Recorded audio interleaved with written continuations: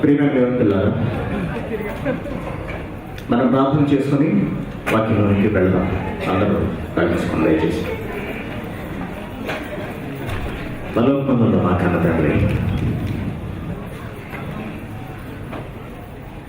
అమూల్యమైన మీ మాటలను ధ్యానించడానికి, నేర్చుకోవడానికి, మీ పిల్లలందరితోనూ కలిసి ఆలోచించడానికి ఎంతటి విలువైన సమయాన్ని మీరు మాకు ప్రసాదించినందుకు మీకు ధన్యవాదములు నాయన.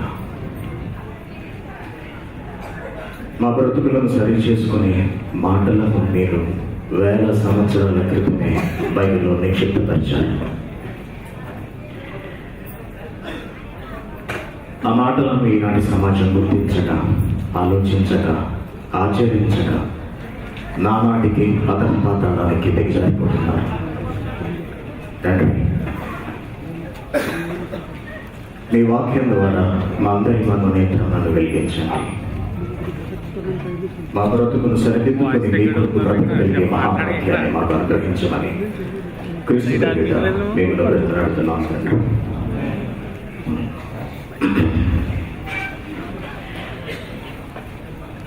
దేవుని పిల్లారా, యేసుక్రీస్తు శిష్యులలో స్త్రీలు ఎందుకు లేరు అనే ఒక విశేషమైన అంశాన్ని మన డిప్యూటీ డైరెక్టర్ గారు చెప్పగలుగుతాం. మరొక అంశాన్ని ఇప్పుడు మనం చూడబోతున్నాం. అదే సర్వేంద్రియ నయన ప్రధానమా ప్రమాదమా? సర్వేంద్రియ నయనం ప్రధానమా ప్రమాదమా? ఇప్పుడు నేను మీకు చెప్పుకుంటున్న మాటలు మీలో ఎవరిని బాధ పెట్టడానికి కాదు, ఎవరినో వేలెత్తి చూపించడానికి కాదు, కించపరచడానికి కూడా కాదు. వాస్తవం మీకు తెలియాలి. నేటి సమాజంలో లేదా మనలో, మన మధ్యలో, మన శరీరంలో ఏం జరుగుతుంది, మనం చేస్తున్న దానిని దేవుడు అంగీకరిస్తున్నాడా లేదా అనే ప్రాథమికమైన అవగాహన మనం ఉండాలి. మనకు నచ్చింది మనం చేసుకుపోతూ తీరా చనిపోయిన తర్వాత మనకు పట్టిపోతాములే అనుకోవడం మూర్ఖం ఉంది. సర్వేంద్రియాణం నయనం ప్రధానం. ఇంద్రియాణములు సర్వేంద్రియాణం. ఇంద్రియము అనగా ఏమిటి? దేవుని మన శరీరంలో 3 రకాలైనటువంటి ఇంద్రియములను నేటి ప్రపంచం గుర్తించి పేర్లు పెట్టింది. సైలెన్స్, బయట మాట్లాడకండి, సైలెన్స్ ఉండండి. జ్ఞానేంద్రియములు, అలాగే కర్మేంద్రియములు, అంతరేంద్రియములు అంటారు.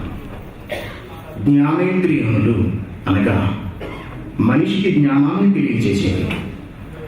వాటిలో ప్రథమమైనది కన్ను, చెవులు, ముక్కు, నాలుక, చర్మము. ఈ 5 అవయవములను జ్ఞానేంద్రియములు అంటారు. చక్షువు అంటారు కన్నులను, శ్రోతం అంటారు అనగా చెవులు, ఘ్రాణము అనగా ముక్కు, జిహ్వ అనగా నాలుక, త్వక్కు అనగా చర్మము. సంస్కృత పదాలు ఇవన్నీ కూడా. ఇకపోతే కర్మేంద్రియములు 5 ఉన్నాయి మన శరీరంలో. అవేంటంటే వాక్కు, హస్తములు, పాదములు, విసర్జకావయవము, జననేంద్రియములు. ఈ 5 కూడా కర్మేంద్రియములు అంటారు. కర్మేంద్రియము.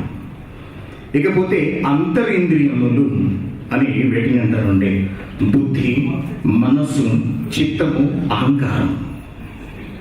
ఈ 4 అంతరింద్రియములు అంటారు.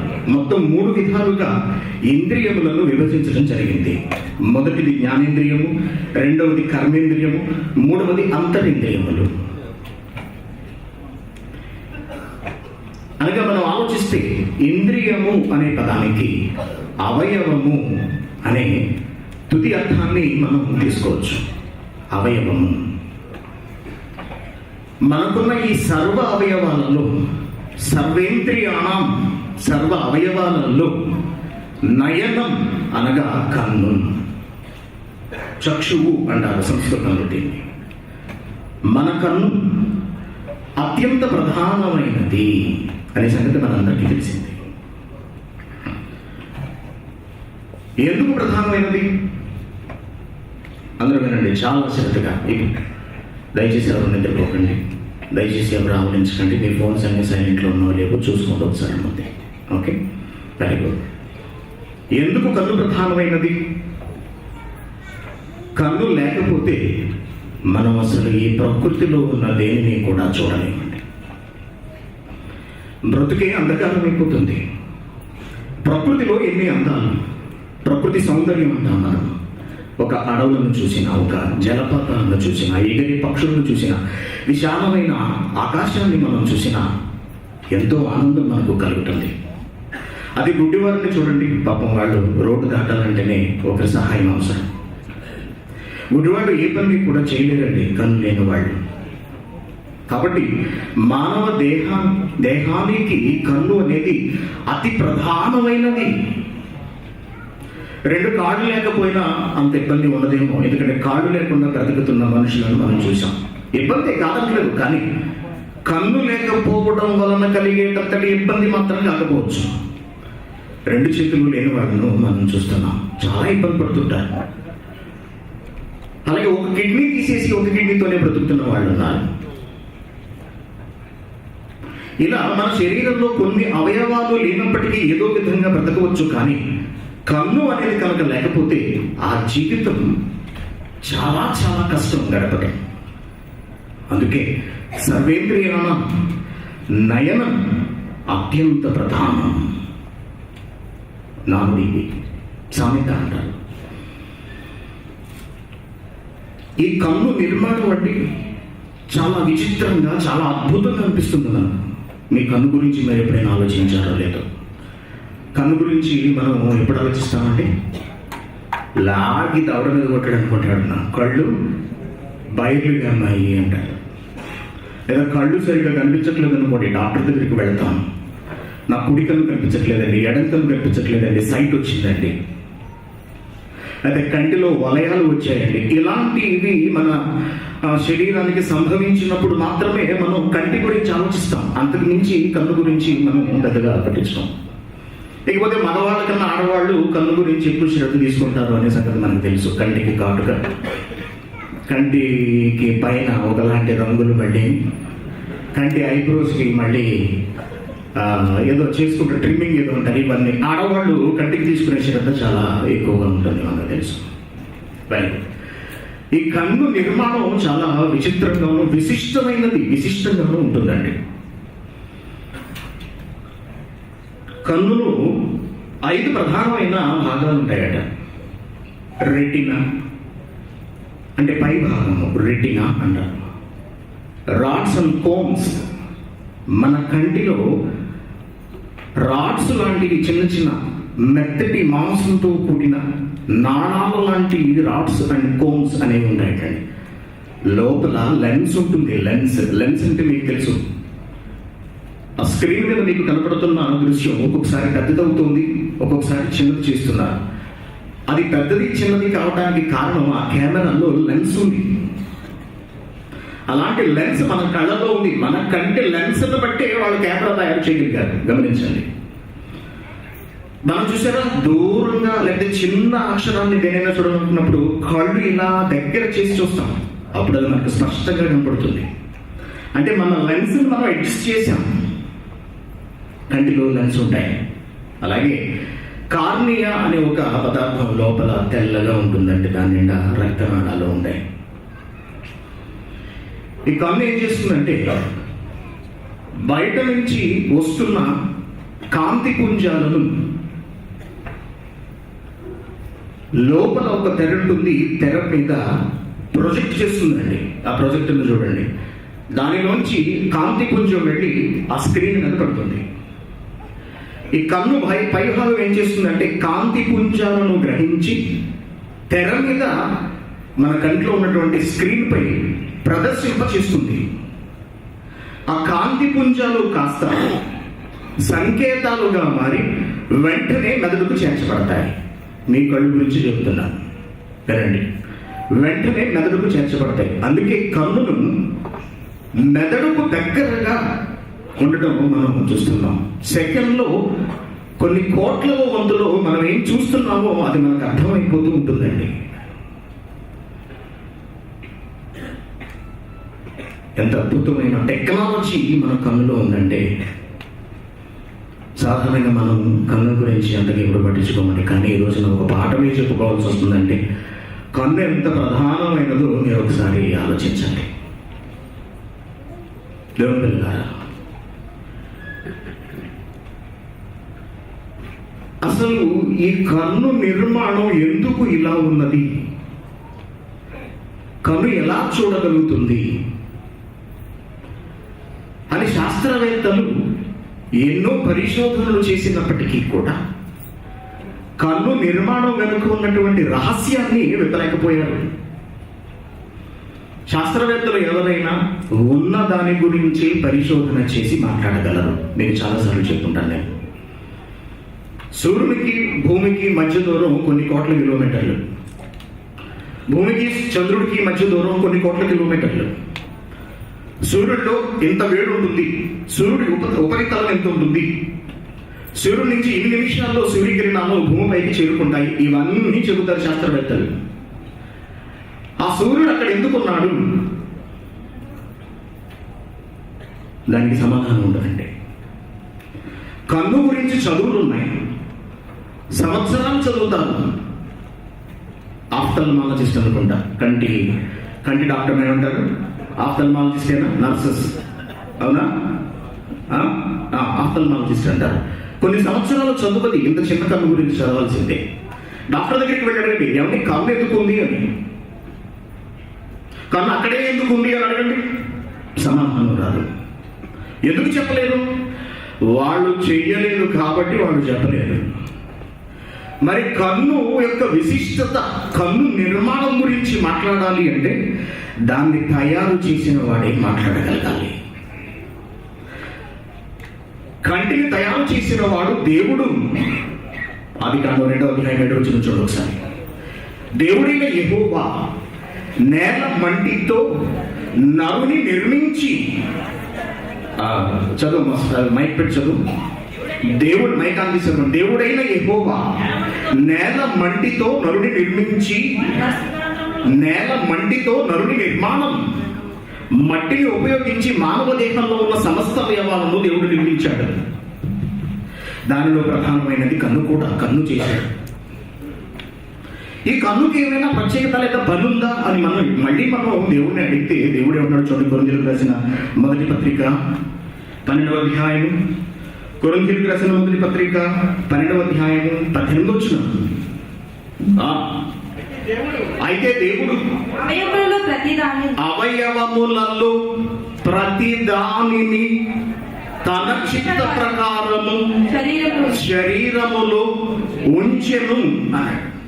కన్ను ఎందుకు ఉంది అంటే, కన్ను ఎందుకు ఉందిరా మానవ దేహంలో అంటే, దేవుడు కన్ను అక్కడ ఉండాలని ఇష్టపడ్డాడు కాబట్టి, దేవుడు కంటిని పెట్టాడు కాబట్టి కన్ను ఉంది.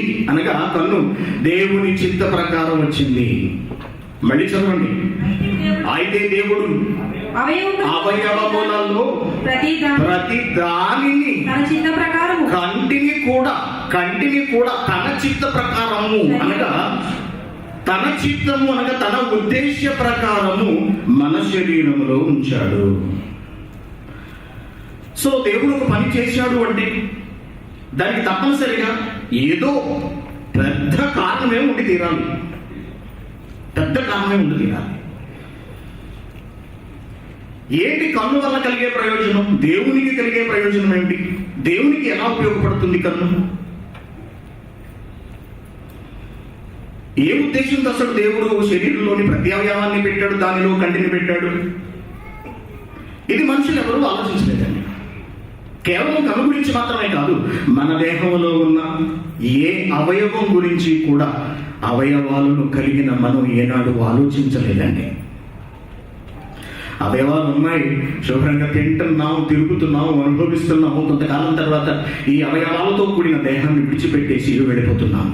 అంతే తప్పించి మన దేహంలో కన్ను ఎందుకుంది, మనకు చేతులు ఎందుకున్నాయి, మనకు తల వెంట్రుకలు ఎందుకున్నాయి, మనకు కాళ్ళు ఎందుకున్నాయి, మన ఒంట్లో గుండె ఎందుకుంది, ఇవన్నీ మనం ఎప్పుడు ఆలోచించలేదండి. వాటికి సంబంధించిన సమస్యలు తలెత్తినప్పుడు మాత్రమే మనం ఆయా అవయవాల గురించి మాత్రం ఆలోచించగలుగుతున్నాం.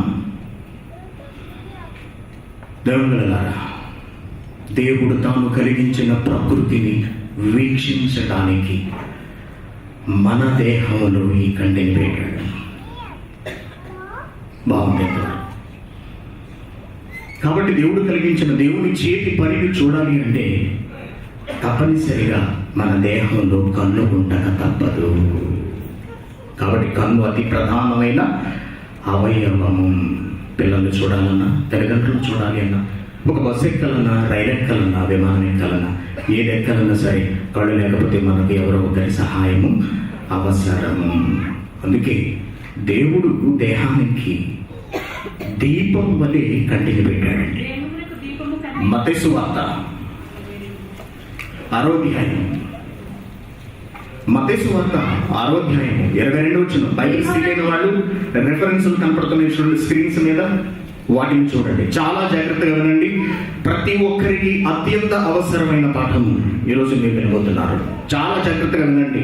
స్త్రీలు ఏమిటి, పురుషులేంటి, పెద్దవాళ్ళేంటి, చిన్నవాళ్ళేంటి, ప్రతి ఒక్కళ్ళు మీ శరీరంలో ఉన్న ప్రధాన అవయవమైన నేత్రం గురించి ఈరోజు మీరు తెలుసుకోక తప్పదు, తెలుసుకోవాలి.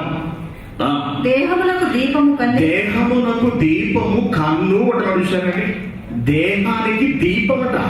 ఒక ఇల్లు ఉంది, తలుపు తీసుకుంటే ఇల్లంతా గాఢాంధకారం, ఏం కనిపించట్లేదు, చీకటిమయమంతా. వెంటనే మనం ఏం చేస్తామంటే లైట్ వేస్తాం. లైట్ వచ్చి చీకటిని పారద్రోలుతుంది. మన దేహంలో ఉన్న కన్ను మన శరీరంలో ఉన్న చీకటిని పారద్రోలాలి అని దేవుడు కంటిని పెట్టాడటని. ఈ దేహాన్ని వెలిగించటానికి ఉపయోగపడేది కన్ను అంటున్నాడు. కన్ను బాగుంది. ఒక మంచి ఉద్దేశంతో, మంచి అభిప్రాయంతో దేవుడు కంటికి మన శరీరంలో పెట్టాడు. Very good. అదే దేవుడు బైబిల్లోనే ఆశ్చర్యం కలిగించే ఒక మాటను మాట్లాడుతున్నాడండి. యోహాను గారు రాసిన మొదటి పత్రిక, అందరూ చూడండి జాగ్రత్త. యోహాను గారు రాసిన మొదటి పత్రిక 2వ అధ్యాయము 16వ వచనం. లోకములో ఉన్నదంతయు. యోహాను గారు రాసిన మొదటి పత్రిక 2వ అధ్యాయము 16వ వచనం. లోకములో ఉన్నదంతయు అనగా శరీరాశ, నేత్రానికి ఆశ అన్నాడు. చూడండి, శరీరానికి ఆశ. వినాలి అందరూ శ్రద్ధగా. శరీరానికి ఆశ. ఈ శరీరానికి ఒక ఆశ ఉందట. శరీరం ఆశ పడుతుందట. Very good. ఇప్పుడు ఆ శరీరంలో ఉన్న ఒక ప్రధాన అవయవమైన కన్ను, కంటి దగ్గరికి వెళ్ళాడు. కన్నుకు కూడా ఒక ఆశ ఉందటండి. శరీరాశ, నేత్రాశ అనగా కంటికి కూడా ఆశ. జీవపు డంబము తండ్రి వలన పుట్టినవి కావు. ఇవి తండ్రి వలన పుట్టినవి కావు. అవి లోక సంబంధమైనవే. అవి లోక సంబంధమైనవి అన్నాడు. కన్నుంది, చాలా అవసరం, ప్రధానమైన అవయవం. ఈ కంటికి ఒక ఆశ ఉండకండి. ఈ ఆశ మాత్రం దేవుని వలన, తండ్రి వలన పుట్టినది కాదట. కన్ను తండ్రి వలన పుట్టింది, కానీ కంటి నుంచి వస్తున్న ఆశ మాత్రం తండ్రి వలన వచ్చింది కాదట. ఇదేంటండి, విచిత్రంగా లేదా? విచిత్రంగా లేదా? చదవమ్మా, మళ్ళీ పైకి చదువు. లోకములో ఉన్నదంతయు అనగా శరీరాశయు. లోకము అనగా మనం చూస్తున్న ఈ ప్రపంచం ఏంటండి? మనుషులు. ప్రపంచంలో ఉన్న వాళ్ళందరూ మనుషులు. ఆ మనుషులలో ఏముందట? శరీరాశయు. మనుషులు అనగా మానవులు, దేహాలతో ఉన్న వాళ్ళు, వాళ్ళ శరీరాలకు ఒక ఆశ ఉంది. నేత్రాశయు. వాళ్ళ దేహంలో ఉన్న కంటికి ఒక ఆశ ఉంది. ఇవి తండ్రి వలన కలిగినవి కావు, లోకము నుంచి పుడుతున్నవి, లోకము ద్వారా వస్తున్నవి అంటున్నాడు. లోకము ద్వారా కలుగుతున్న ఆశలివి అంటున్నాడు. అనగా మన కంటికి కలిగే ఆశ లోకము వలన పుడుతుందట. దురాశ, మన కంటికి కలుగుతున్న దురాశ లోకం వలన పుడుతుందట. ఎందుకు? లోకంలో ఏముంది? లోకం వల్ల పుట్టేయడానికి లోకంలో ఏముంది అని మనం ఆలోచిస్తే అదే యోహాను గారు రాసిన మొదటి పత్రిక 5వ అధ్యాయం చూడండి. 5వ అధ్యాయము 18వ వచనం. దేవుని మూలంగా పుట్టిన వాడెవడును పాపము చేయడు. దేవుని మూలంగా పుట్టిన వాడెవడు పాపం చెయ్యడు అని ఎరుగుదుము. మనకి తెలుసు ఈ సంగతి. దేవుని మూలంగా పుట్టిన వాడు తను భద్రము చేసుకును గనుక దుష్టుడు వాడిని ముట్టడు. మనము దేవుని సంబంధమనియు లోకమంతయు దుష్టుని ఎందున్నదని దుష్టుని ఎందున్నదని లోకమంతా ఎవరి ఎందుట ఉందట? దుష్టుని ఎందుంది. లోకములోంచి ఆశలు కలుగుతున్నాయట. ఆ ఆశ ఎలా కనబడుతుంది అంటే శరీరము ద్వారా ఆశ బహిర్గతం అవుతుంది. వినండి, ఆలోచించకుండా. ఇప్పుడు గనక ఈ కన్ను పాటలు మీరు వినకపోతే ఇక నేను చెప్తే బాగోదు, మీరు బాధపడతారు. ఓకేనా? లోకమంతా దుష్టుని ఎందున్నది. ఆ లోకములో ఉన్న శరీరానికి ఒక ఆశ ఉంది మనకు. ఆ శరీరంలో ఉన్న కంటికి ఒక ప్రత్యేకమైన ఆశ ఉంది, కోరికుంది. ఇది సాతాను వలన, దుష్టుడి వలన మన కంటి నుంచి ఏవో ఆశలు పుట్టుకొచ్చేస్తున్నాయట. దుష్టుడి వలన మన కంటి నుండి ఏవో ఆశలు పుట్టుకొచ్చేస్తున్నాయటండి. కంటి నుండి ఏ ఆశలు పుట్టుకొస్తాయండి? ఇప్పుడు గమనించాము మనం. ఏమండి, కంటి నుండి ఏం ఆశలు పుట్టుకొస్తాయి అంటే లోకములో ఉన్న దుష్టుడు మన శరీరం ద్వారా పనిచేస్తున్నాడా? లోకములో ఉన్న పాపము మన శరీరం ద్వారా తన క్రియలను చేస్తుందా? మన కంటితో మనం ఏమీ ఆశపడట్లేదే. మనం ఏమీ ఆశపడుతున్నామండి? ఎప్పుడైనా మనం మన కంటి ద్వారా దురాశలు వస్తున్నాయి మనకి ఎప్పుడైనా అనిపించిందా? అసలు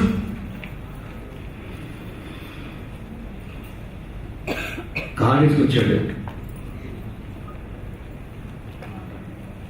నేనే ఉద్యోగం ఇప్పించాను. ఆ ఉద్యోగంలో వాడు పైకి ఎదిగాడు, నేను ఇలాగే ఉన్నాను. నేను ఉద్యోగం ఇప్పించినప్పుడు నా కళ్ళ ముందు కాలేజీలు తిరుగుతున్నాడు. కళ్ళలో మనం ఏం పోసుకుంటామండి? కళ్ళలో ఏం పోసేసుకున్నామండి? నిప్పులు పోసేసుకున్నాం. ఈ కళ్ళల్లో నిప్పులు పోసుకోగలండి అసలు ఎప్పుడైనా? కళ్ళల్లో నిప్పులు, ఒంటి మీద నిప్పులు పోసుకుంటామండి మనం. అలాంటిది కంట్లో నిప్పు అసలు పోసుకోగలమా? లేదండి. కానీ కళ్ళల్లో నిప్పులు పోసేసుకుంటున్నాం. పట్టుచీర కట్టుకుంది, ఒంటి నిండా బంధనాలు పెట్టుకుని పెళ్లికి వచ్చింది. ఆడవాళ్ళు నోరు తెరిచి అలా చూస్తుంటారు. ఎంత బాగుంది అని కాదు, ఎన్ని నగలు తెగేసుకుంది. అవునండి. అంటే నువ్వు చూడలేకపోతున్నావు అన్నమాట. వాటికి 2 కళ్ళతో చూడకండి ఎవరన్నా బాగుపడితే అంటే. మరి 2 కళ్ళతో పోతే 4 కళ్ళతో చూస్తారా? మరి 2 కళ్ళతో చూడలేకపోవడం ఏమిటి?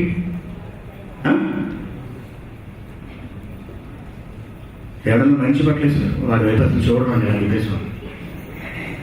ఏంటి చూడలేకపోతున్నాం అంటే నీ శరీరంలో ఉన్న అవయవం ఈ కన్ను నీకు వ్యతిరేకంగా కానీ నిన్ను తప్పుదారి వైపు తీసుకువెళ్ళే విధంగా కానీ పనిచేస్తుందా? Very good. ఈ కంటితో మనం ఉదయం లేచిన దగ్గర నుంచి రాత్రి వరకు ఏం చేస్తుంటాం? జాగ్రత్తగా వినాలి అందరూ. ఉదయం లేచిన దగ్గర నుంచి రాత్రి పడుకునేంత వరకు ఈ కంటితో మనం ఏం చేస్తూ ఉంటాం? సమస్తాన్ని చూస్తుంటాం. Very good. ఎక్కువ ఏం చూస్తుంటాం?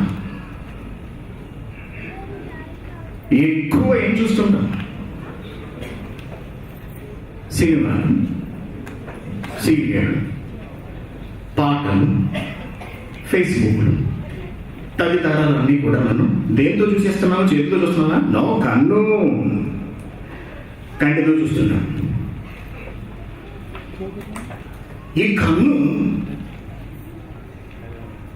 ఒక భయంకరమైన చూపును కలిగి ఉందండి. కంటి నుంచి చాలా రకాల చూపులు వస్తుంటాయి మనకు తెలుసు. ప్రేమతో చూడడం, అభిమానంతో చూడడం, ఆప్యాయతతో చూడడం. అంతేకాకుండా కంటి నుంచి ఒక ప్రమాదకరమైన చూపు కూడా వెలువడుతుందట. వినాలి శ్రద్ధగా. మత్తయి సువార్త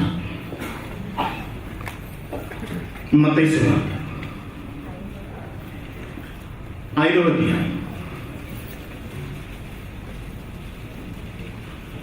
మత్తయి సువార్త 5వ అధ్యాయం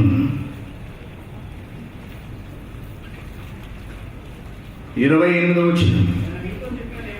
నేను మీతో ఏం చెబుతున్నానంటే, యేసుక్రీస్తు గారు అంటున్నారు, ఆయన ఒక స్త్రీని మోహపు చూపుతో మోహపు చూపు. చూపులో చాలా రకాలు ఉన్నాయని మనం చెప్పుకున్నాం. వాత్సల్యపూరితమైన చూపు ఉంది, అభిమానంతో చూసే చూపు ఉంది, ఆప్యాయతతో చూసే చూపు ఉంది. ఆయన తల్లిని చూసే విధానం వేరుగా ఉంటుంది, మన పిల్లలను చూసే చూపు వేరుగా ఉంటుంది. వినాలి శ్రద్ధగా. బయట పెట్టండి.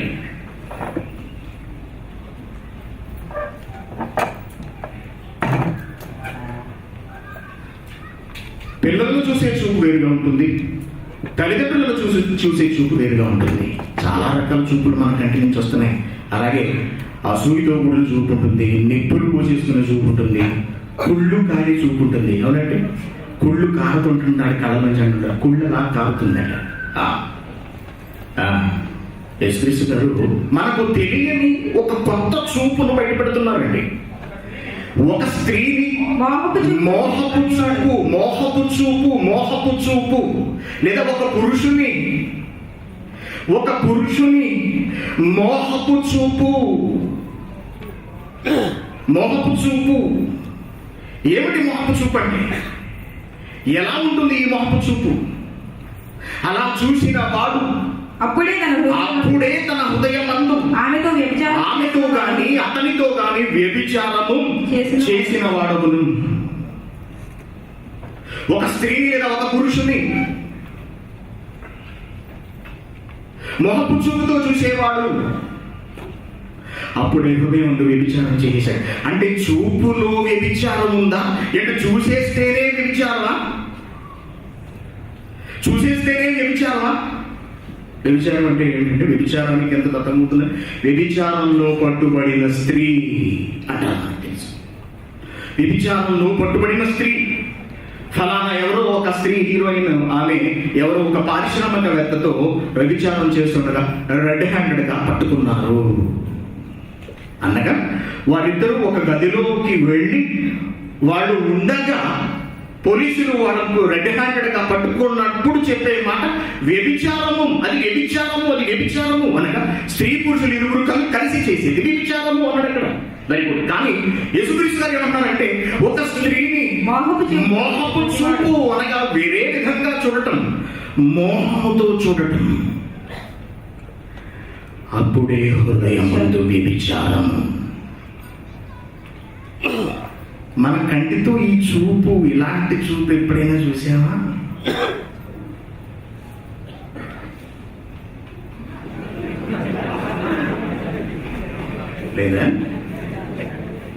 లేదా ఎప్పుడు చూడలేదా?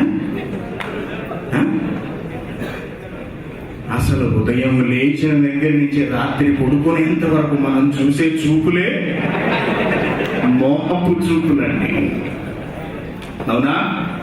కన్నులు సర్వేంద్రియాణం నయనం ప్రధానమా ప్రమాదమా? సర్వేంద్రియాణం నయనం ప్రధానమా ప్రమాదమా? అర్థం కాలేదు ఈ ప్రపంచానికి. ప్రధానమైనది ఎలా ప్రమాదంగా పరిణమిస్తోందో ప్రపంచం గుర్తించలేకపోయింది, క్రైస్తవ ప్రపంచం కూడా తెలుసుకోలేకపోయింది.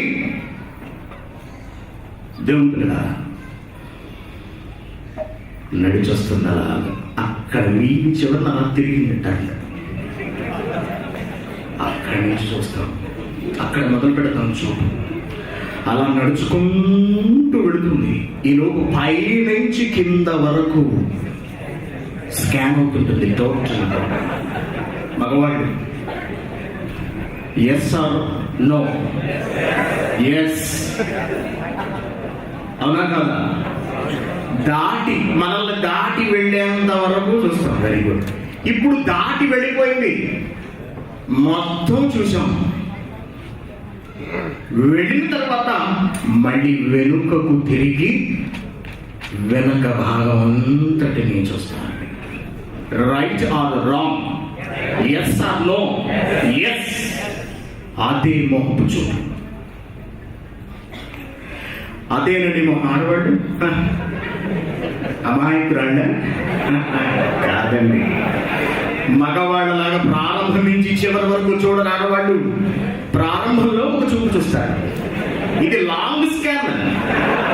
దూరంగా ఉండగానే మొత్తం స్కాన్ అయిపోతుంది, అవునా? ఇక పురుషుడు దాటి వెళ్ళిన తరువాత మళ్ళీ ఒక్కసారి ఓరకంటి చూపు, అలాగా ఓరకంటి చూపు మొత్తం అనిపించి స్కాన్ చేసేస్తారు. అదే చూపు, అది కూడా మోహపు చూపే. Very good. తెలవాలండి. టీవీ పెట్టాం, టీవీలో పాటలు వస్తున్నాయి. పాటలలో ఏం జరుగుతోంది? పాటలుగా ఏం చూస్తున్నాం మనం? పాట ఇప్పుడు 100 సార్లు చూస్తుంటానండి. ఏముంది పాటలు? స్త్రీ నాట్యం చేస్తుంది. నాట్యం చేస్తున్న స్త్రీని చూస్తున్నంతసేపు ఈ కళ్ళు ఏమవుతుంటాయండి? ఆనందిస్తూ ఉంటాయి. ఎంతసేపు అయినా అలా చూస్తూనే ఉంటాం. డ్యూటీకి వెళ్ళొచ్చి ఫ్రెష్గా స్నానం చేసాం, భోజనం చేసాం, ఇంటర్నెట్ ఆన్ చేసి కూర్చున్నాం, లేదా టీవీ పెట్టి కూర్చున్నాం. ఏదైనా కానివ్వండి, సినిమాను చూస్తున్నాం. సినిమాలో ఏముంది? సినిమాలో స్త్రీ పురుషులను చూడడం ఉంది. పాటలను చూడడంలో ఏముంది? స్త్రీ పురుషుల అవయవాలను చూడడం ఉంది. ఏమిటా చూపు? అది మోహపు చూపు. చూస్తే తప్పేంటండి? మేమేం చేయట్లేదు కదండి, చూస్తున్నామండి. ఇటు చూడటం కూడా తప్పేనా? ఎస్, చూడడం కూడా చేసిన దానికన్నా పెద్ద తప్పు అంటున్నాడు.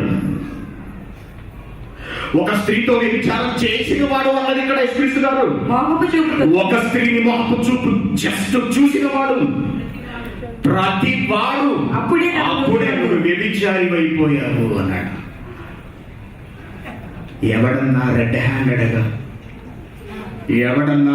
హ్యాండెడ్గా వ్యభిచారం చేస్తూ ఉండగా పట్టుబడితే వాడిని ఈ ప్రపంచం వ్యభిచారిగా పరిగణిస్తోంది. లేదా ఒక స్త్రీ దొరికితే వాడిని వ్యభిచారిగా చూస్తోంది. ప్రపంచం హ్యాండిల్ చేస్తుంది, అవమానిస్తుంది, శిక్ష విధిస్తుంది. జైలు శిక్ష కావచ్చు, జరిమానా కావచ్చు, ఏదైనా కావచ్చు. కానీ కంటికి కనబడే ప్రతి స్త్రీని, ప్రతి పురుషుణ్ణి చూసి మోహముతో కంటితో కాపించే వాడిని ఎవడు పట్టుకోగలుగుతున్నాడు? అసలు ఈ ప్రపంచం పట్టుకోలేకపోతుంది, తెలుసా? కానీ దేవుడు పట్టుకుంటున్నాడు. దేవుడు కదా. ఈరోజు ఇంటర్నెట్ చూడండి.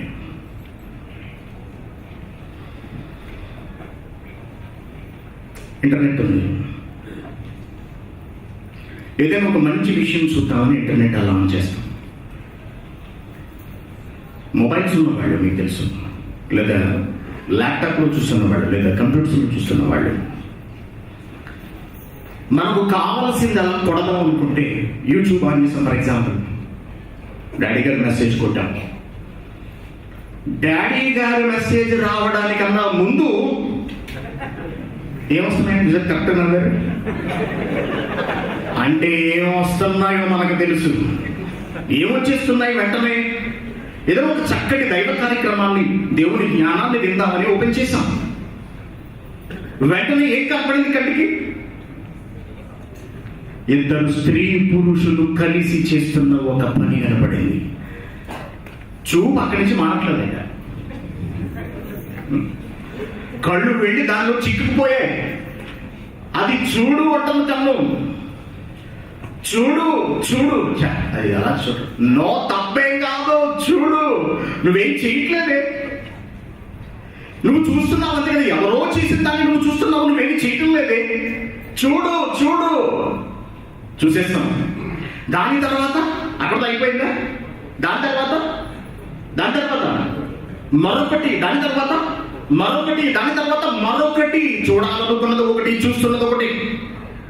చూడకుండా ఉండలేకపోతున్నాం. ఎవరు వాళ్ళు ఏం చేస్తున్నారు?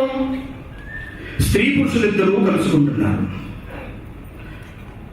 దేవుని పిల్లలారా,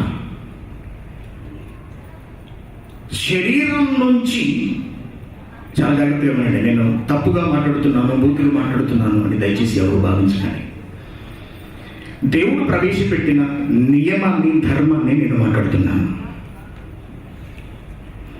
స్త్రీ పురుషులలో లైంగిక సంబంధమైన స్పందనలు అనేవి సహజం. అవి మనంతటా మనకేమో రావట్లేదు, దేవుడే వాటిని పెట్టాడు. మీరు చాలా మంది పెట్టలేని వాడు ఉన్నారు. లేకపోతే స్త్రీ పురుషుల కలయిక గురించి ఇంచుమించు అందరికీ తెలుసు, వయసులో పెద్దవాళ్లే లేకుండా. పెళ్లి చేసుకున్నాం, భార్యతో కలుస్తున్నాం, చక్కటి దాంపత్య జీవితాన్ని జరిగిస్తున్నాం, బాగుంది. ఇది ఎందుకు జరుగుతుంది ఎప్పుడైనా ఆలోచించారా? ఎందుకు స్త్రీ పురుషులు కలుసుకోవాలి ఎప్పుడైనా ఆలోచించారా? స్త్రీ పురుషుల కలయికకు అనువైన అవయవ నిర్మాణం మానవ దేహంలో ఉంది. మన అవయవములలో ప్రతి దానిని తన చిత్త ప్రకారము అనగా స్త్రీ పురుషులు కలుసుకోవడానికి అవసరమైన అవయవాలను కూడా దేవుడే నిర్మించాడు. మనుషులలో సహజ సిద్ధమైన స్పందనలు, అనుభూతులు కలుగుతున్నప్పుడు వివాహం చేసుకొని దంపతులిద్దరూ చక్కటి దాంపత్య జీవితాన్ని గడుపుతుంటారు, మనకు తెలుసు. ఇది ఎందుకు జరుగుతోంది ప్రశ్న ఎప్పుడైనా ఆలోచించారండి? దీని వెనుకున్న కారణం ఏమిటో అసలు ఎఫెసీయులకు రాసిన పత్రిక, ఎఫెసీయులకు రాసిన పత్రిక చూడండి ఒకసారి. మనం అక్కడికి వెళ్దాం.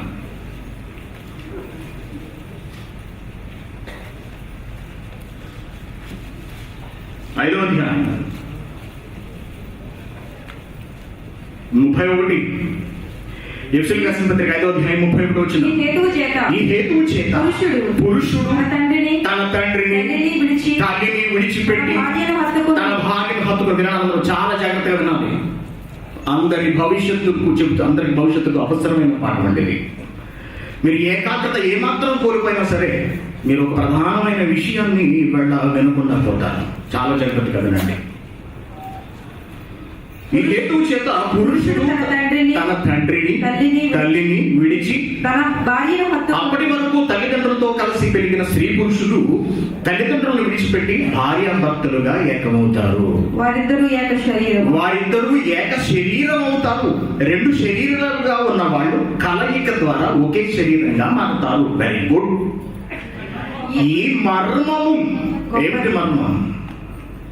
మర్మం అంటే రహస్యం, అనగా దాని వెనుక, స్త్రీ పురుషుల కలయిక వెనుక లేదా ఏకం కావటం వెనుక దాగి ఉన్న గుడార్థం ఏమిటి? భావం ఏమిటి?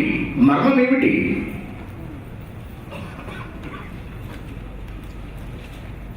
ఎందుకు కలుసుకుంటున్నారు అసలు ఎప్పుడైనా ఆలోచించారా?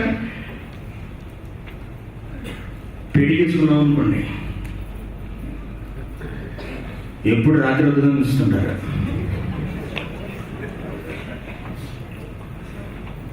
కరువు ప్రాంతాల వాళ్ళకి ఆహార పొట్లాలు హెలికాప్టర్ నుంచి విసిరినప్పుడు కలబడిపోయి తీసుకుంటాను సరే. ఐడియా ఉంది నీకు ఎప్పుడైనా? కరువు ప్రాంతం వాళ్ళు నీళ్ళలో ఉన్నప్పుడు వాళ్ళకి ఆహారం అందించలేని పరిస్థితి లేనప్పుడు హెలికాప్టర్ నుంచి ఆహార పొట్లాలు విసిరితే ఆకలితో అలమటించిపోతున్న ప్రజలు పాపం వెళ్ళి కలబడిపోతారండి వాటిని తీసుకోవడానికి. అలా కలబడిపోతారండి మొదటి రాత్రి. అసలు ఎందుకు ఇది జరుగుతోంది? దీని వెనుకున్న మరణం ఏమిటి? దేవుడు చెప్తామని ఏమిటి అసలు? కీర్తన గ్రంథం 127వ అధ్యాయం. కీర్తన గ్రంథం 127వ అధ్యాయం యెహోవా ఇల్లు కట్టించని ఎడల వచనం. యెహోవా ఇల్లు కట్టించని ఎడల దాని కట్టువారి ప్రయాసము వ్యర్థమే. సరిగ్గా పాయింట్ చదవండి. తన ప్రియులు నిద్రించుచుండగా, వచనం 2వ వచనంలో ఉన్న చివరి భాగాన్ని చూడండి. 2వ వచనం, తన ప్రియులు నిద్రించుచుండగా ఆయన వారికి ఇచ్చుచున్నాడు. తన ప్రియులు నిద్రించుచుండగా ఆయన వివాహానంతరం జరిగే ఆ నిద్రను తొలి నిద్ర అంటారు. తన ప్రియులు అనగా ఆయన పిల్లలమైన మనం, స్త్రీ పురుషులు వివాహం ద్వారా ఏకమైన భార్యాభర్తలు తమ దాంపత్య జీవితాన్ని జరిగిస్తూ ఉండగా, నిద్రించుచుండగా ఆయన వారికి ఇచ్చుచున్నాడు కుమారులు యెహోవాను కుమారులు అనగా పిల్లలు అనగా స్త్రీ పురుషుల కలయిక వెనుక ఉన్నటువంటి మర్మము, వారు ఏక శరీరం అవటం వెనుక ఉన్నటువంటి మర్మం ఏమిటంటే పిల్లలు కావాలి. ఎవరికి పిల్లలు కావాలి? దేవునికి పిల్లలు కావాలి. మనం అనుకుంటే పిల్లలు పుట్టేరండి. మనం పిల్లలు కనాలి అనే విషయం దేవుడు అనుకోవాలి. మన గర్భాన్ని పండించాలి అని. మనకు పుడుతున్న వాళ్ళు మన పిల్లలు కాదు, దేవుని పిల్లలను మన గర్భాల ద్వారా దేవుడు ఈ లోక ప్రవేశం చేయిస్తున్నాడు. అనగా స్త్రీ పురుషుల కలయిక వెనుక ఉన్నటువంటి పరమాత్మము, ఉద్దేశ్యము ఏమిటంటే మీరు ఫలించి అభివృద్ధి చెంది విస్తరించి భూమిని నిండించండి అని చెప్పడం వెనుక ఉన్న దేవుని ఉద్దేశం ఏమిటంటే ఆయనకు పిల్లలు కావాలి. అలా పిల్లలను కనటం కొరకు స్త్రీ పురుషుల కలయికను దేవుడు ఏర్పాటు చేశాడు. ఎంత పవిత్రమైనదో ఒక్కసారి ఆలోచించండి. ఎంత పవిత్రమైనది. అందుకే ఇంచుమించు 14-15 పురుషులకు 18 సంవత్సరాల నుంచి స్పందనలు అనేవి శరీరంలో కలుగుతున్నాయి, అనుభూతులు కలుగుతున్నాయి. ఎందుకు అనుకుంటున్నారు ఈ అనుభూతులు వస్తున్నాయి? ఆ వయసు నుంచే ప్రతి ఒక్కరూ దేవుని కొరకు పిల్లలను కనాలి. కళ్ళు ఎలాంటి మోసం చేస్తాయో పాటలు చెబుతున్నాను. కాబట్టి నీ కళ్ళు ఏం చేస్తానో తెలిసినప్పుడు నువ్వు పడుకో, వాడు అలాగే చెప్తాడు, నువ్వు పడుకో. తాగినోడు చూసినట్టు చూస్తున్నారు ఒక్కొక్కరు. తాగేసి పీకి దాకా తాగేసి వచ్చి భోజనం చేయండి భార్య లేపుతుంది చూశాను. ఎవరిని భోజనం చేయండి అన్నప్పుడు కళ్ళల్లో ఆపుతారు సార్. అలా ఉంది ఒక్కొక్కళ్ళ పరిస్థితి కొంతమందిది. మీ కన్ను సర్వేంద్రియాణం నయనం ప్రధానమా ప్రమాదమా? మీ కన్ను మీకు ఎలా ప్రమాదం తెచ్చిపెడుతుందో చూడండి. దేవుని మాటలు విననివ్వడం లేదు. పడుకో, నువ్వు నిద్రపో. దేవుడి పిల్లలారా, స్త్రీ పురుషుల కలయిక వెనుకున్న మర్మము గొప్పది. అది పవిత్రమైనదండి. అది పవిత్రమైనది. దేవుడు ప్రవేశపెట్టిన కార్యం అది. దేవునికి పిల్లలు పుట్టడానికి అవసరమైన శ్రేష్టమైన ధర్మం అది. ధర్మం అంటున్నాడు దేవుడు దానిని. ధర్మం. ఆ ధర్మాన్ని తెలుసుకుని జరిగించాలి ఎవరైనా. అంటే నిత్యం 24 ఎప్పుడు చూసినా పిల్లల కొరకేనా అంటే నో. నువ్వు నీ స్పందనలను తీర్చుకోవాల్సింది, నీ స్పందనలను అనుభవించవలసింది నీ నీ భార్యతో. అందుకే వివాహ వ్యవస్థను, వివాహ బంధాన్ని దేవుడు ఏర్పాటు చేశాడు. ఎందుకుందనుకుంటున్నారు? వివాహం దేవుడికి పిల్లలు కావాలి కాబట్టి వివాహం. హెబ్రీయులకు రాసిన పత్రిక 13వ అధ్యాయము, హెబ్రీయులకు రాసిన పత్రిక 13వ అధ్యాయము 4వ వచనం. వివాహము అన్ని విషయములలో ఎందుకు ఘనమైనది? వివాహం అన్ని విషయములోకి ఘనమైనది. ఎందుకంటే పానుపు వివాహం ద్వారా జరగబోయేది ఏమిటో తెలుసా అండి? పానుపుపై దేవుని పిల్లల సమాగము, సంగమము, కలయిక. అంత దేవుని ఉద్దేశంలో పవిత్రమైనదండి. పవిత్రమైనది స్త్రీ పురుషుల కలయిక. Very good. ఇప్పుడు జాగ్రత్తగా వినాలి. ఇప్పుడు ఇంటర్నెట్లో కానీ, యూట్యూబ్లో కానీ, మొబైల్స్లో కానీ స్త్రీ పురుషులు కలుసుకుంటున్న దృశ్యాలు, వాళ్ళ లైంగిక చర్యల దృశ్యాలు ఎక్కడ పడితే అక్కడ మనకు కనపడుతున్నాయి. దేని నిమిత్తం వాళ్ళు ఆ పని చేస్తున్నారు? సార్ లేచి బయటికి తిరగండి, అటు ఇటును వెళ్ళండి, ఇలా ఎవరికైనా ఇవ్వండి పక్క వాళ్ళకి. ఇదే సినిమా హాల్ కాదు కదా. మీరు లేవటం వల్ల వింటున్న వాళ్ళు ఎంతమంది డిస్టర్బ్ అవుతారు?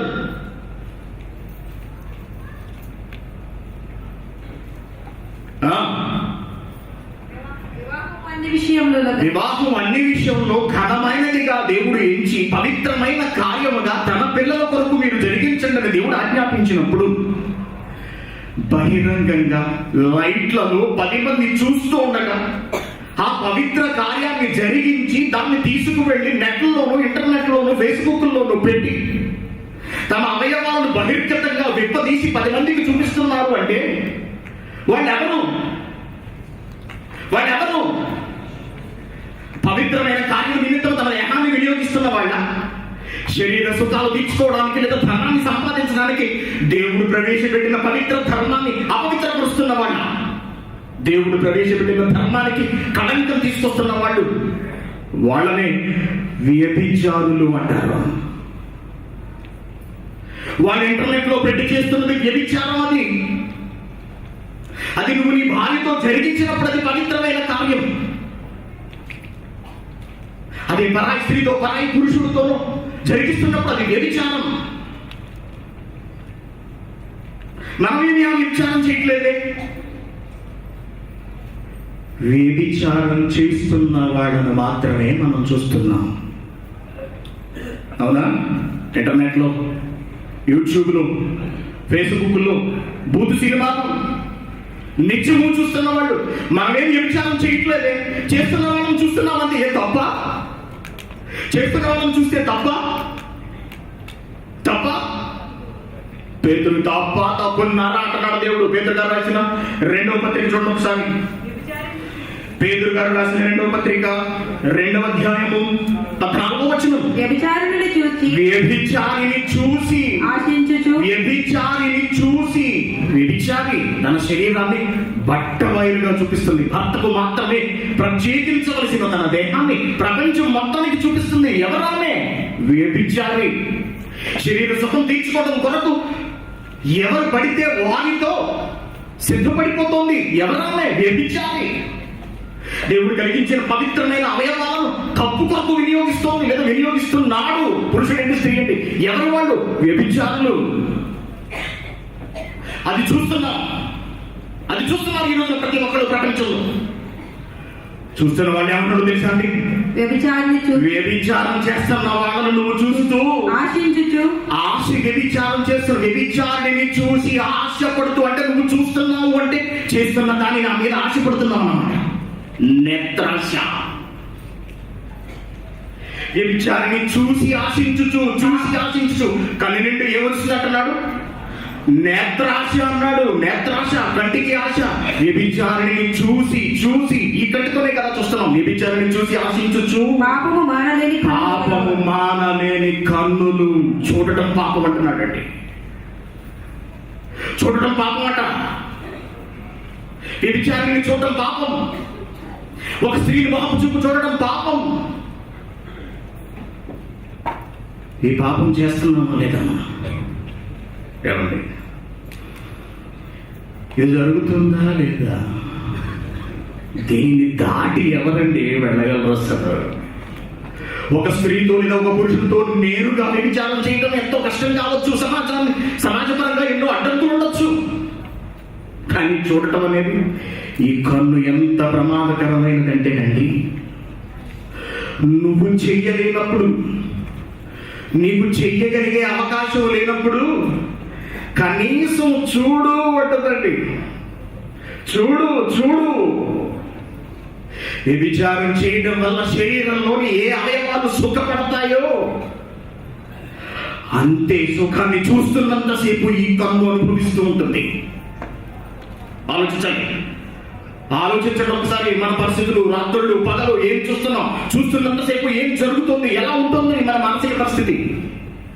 చూస్తున్నంతసేపు సుఖపడుతున్నాం, ఆనందిస్తున్నాం, కన్ను సంతోషిస్తోంది. దాన్ని మూసేయడానికి ఇష్టపడుతుంది నీ కన్నుగా. కళ్ళు తిప్పుకొని కదా అక్కడి నుంచి. చూడు, అయిపోయింది. దాని తర్వాత మరొకటి, దాని తర్వాత మరొకటి అలా నిత్యము చూడమంటూనే ఉంటుందండి. ఒకవేళ నేను అబద్ధం చెప్పాలనుకుంటున్నారా? ఒకసారి మిమ్మల్ని మీరు పరిశీలించుకోండి. అవునా కాదా? Yes or no? ఎస్. మాకేం తెలియదండి. ఇలాంటి అన్నట్టు చూస్తున్నారు ఆడవాళ్ళు. దేవుని పిల్లలారా, ప్రపంచంలో నేత్రాశ బారిన పడని వాడు ఎవడు లేడండి. స్టాటిస్టిక్స్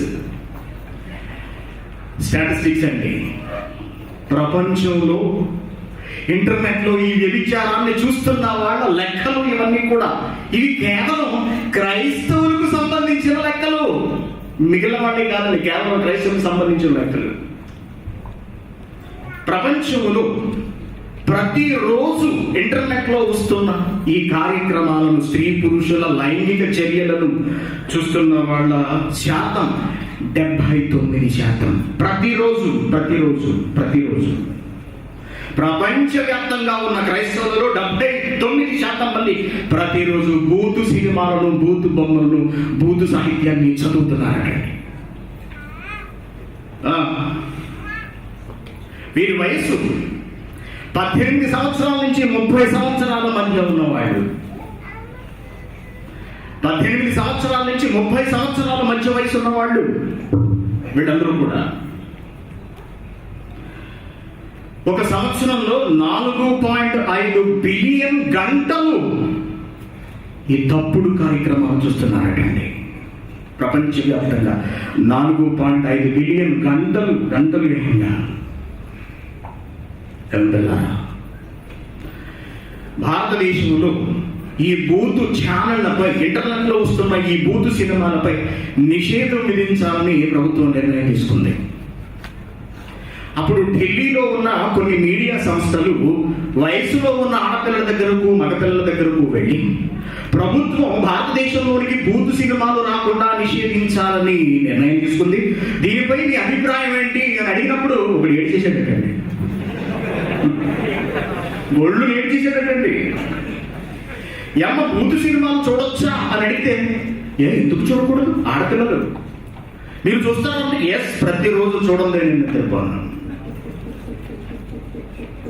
చూడండి నేను నిద్రపోను, ప్రతిరోజు మేము చూస్తాం. అందులో తప్పే ఉందండి, అది ఎంజాయ్ కొరకే కదా, అది సుఖం కొరకే కదా, అది సంతోషం కొరకే కదా, దానిలో చూస్తే ఏం తప్పు ఉంది? ఈ మధ్య కాలంలో భారతదేశంలో స్త్రీలపై అఘాయిత్యాలు పెరిగిపోయి మనందరికీ తెలుసు, అవునా?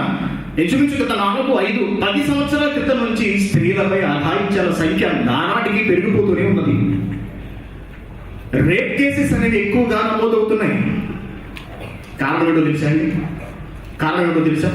వస్తున్న ఈ బూతు సినిమాలలో రేపు అనే అంశానికి, మానభంగము అనే అంశానికి సంబంధించిన ఒక ప్రత్యేకమైన సైట్ ఉందట. ఇండియన్సే ఎక్కువ దానిని చూస్తున్నారట. చూస్తున్న పురుషులు నిగ్రహించుకోలేక రోడ్డు వెళుతున్న స్త్రీలను రేప్ చేస్తున్నారు, పాడు చేస్తున్నారని, స్త్రీలను మానభంగం చేస్తున్నారు. దీనంతటికీ కారణం ఎవరో తెలుసా? నీ కన్ను. మహాభక్తులే ఈ కంటి బారిన పడి భ్రష్టులైపోయిన సన్నివేశాలు మనం చూసాం బైబిల్లో. ఒకటి చూద్దాం మనం. ఈ కన్ను ఎంత ప్రమాదకరమైనదో, ఈ నేత్రాశ మనిషిని ఎంతటి పతనావస్థకు తీసుకు వెళ్ళిపోతుందో, ఎలాంటి వాళ్ళు ఎలా అయిపోయారో మనకు తెలియాలంటే ఇవాళ తెలియాలి. మనం మార్చుకోవాలి మన పద్ధతి. అంటే దీని వలన జరుగుతున్న నష్టం లేదా జరిగిన నష్టం ఎటువంటిది అన్నది మనకు అర్థం కావాలి. సమూయేలు గ్రంథం చూడండి.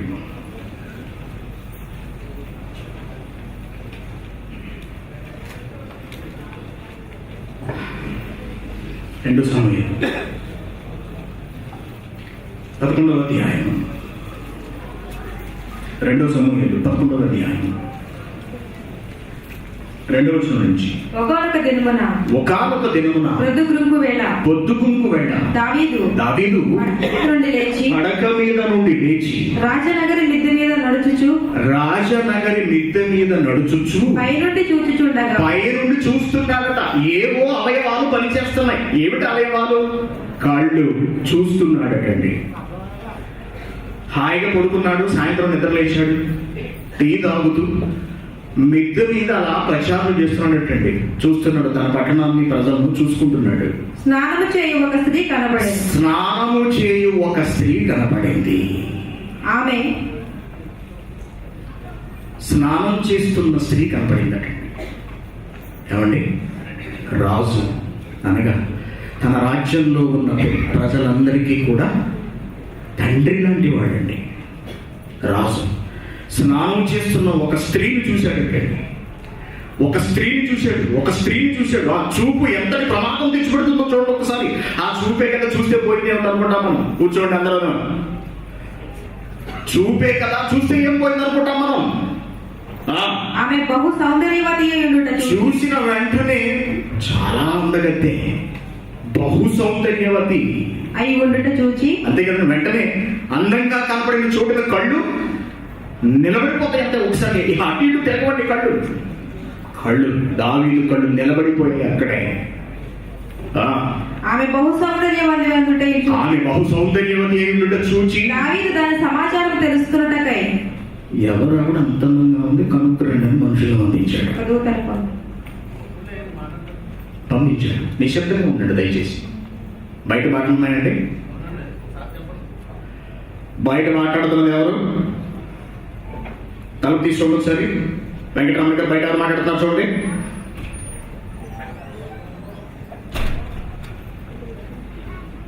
చూశాడటండి, చాలా అందగత్తే. ఎవరు కనుక్కురాని పంపించాడటండి. అతడు వచ్చి ఫలానా ఆమె కూతురు, ఫలానా అతని భార్య, ఫలానా అతని కూతురు, అంతేకాకుండా ఒక పురుషునికి భార్య, ఊరియా అనే వ్యక్తి యొక్క భార్య. క్లియర్గా చెప్పాడు అతను. పరాయి స్త్రీ జోలికి వెళ్ళవచ్చా? పాత ధర్మశాస్త్ర ప్రకారం ఇజ్రాయిలీలో ఉన్న పొరుగువాని భార్యను ఆశించవచ్చా? ధర్మశాస్త్ర ప్రకారం చట్టవంతుల మీకు తెలిసిన నిర్గమకాండంలో ఉన్న 10 ఆజ్ఞల్లో ఒక ఆజ్ఞ ఏమిటి? నీ పొరుగువాని భార్యను ఆశించకూడదు. పక్కకు పెట్టాడండి అలా మాటని. ఎందుకు? కన్ను తొందర చేసేస్తుంది ఒక పక్క నుంచి. ఎప్పుడైతే చూశాడో చూసింది కావాలంటోంది ఈ శరీరం. చూసిన వెంటనే ఆ సంకేతాలను మెదడుకు పంపించేస్తోంది. మెదడు ఏమంటుంది? యావత్ శరీరంతో చెబుతుంది, అనుభవించు ఆ శరీరాన్ని. ఎవరైతే ఏంటి అనుభవించు. దూతలను పంపించాడు, ఇంటికి రప్పించుకున్నాడు.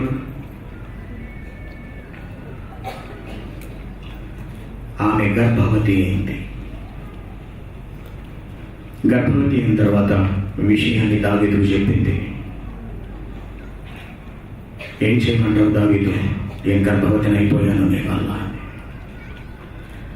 అక్కడి నుంచి దావీదు ఎలా పథక రచన చేశాడో చదివితేనండి నిజంగా ఆశ్చర్యపోతామండి మనం.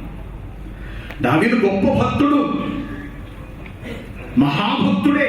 కానీ ఈ ఒక్క విషయంలోనే అతను తప్పు చేశాడండి. ఆ విషయాన్ని దేవుడు బైబిల్లో రాయించాడు.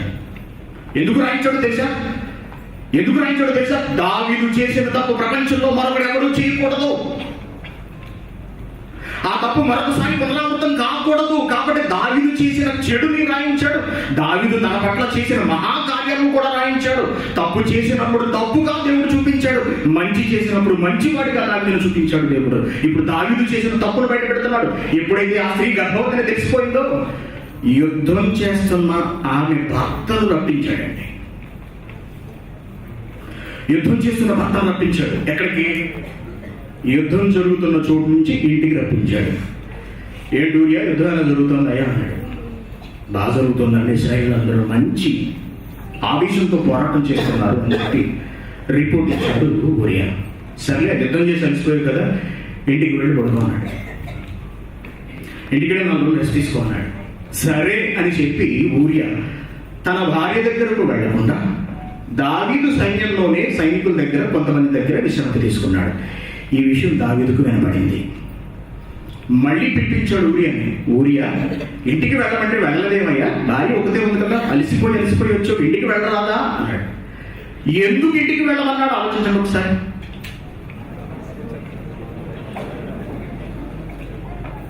అంటే ఒక తప్పు, ఒక మోహపు చూపుతో ప్రారంభమైన పాపం దశలుగా ఎలా దాటి దావీదును ఎలా దిగజారుస్తుందో చూడండి ఒకసారి.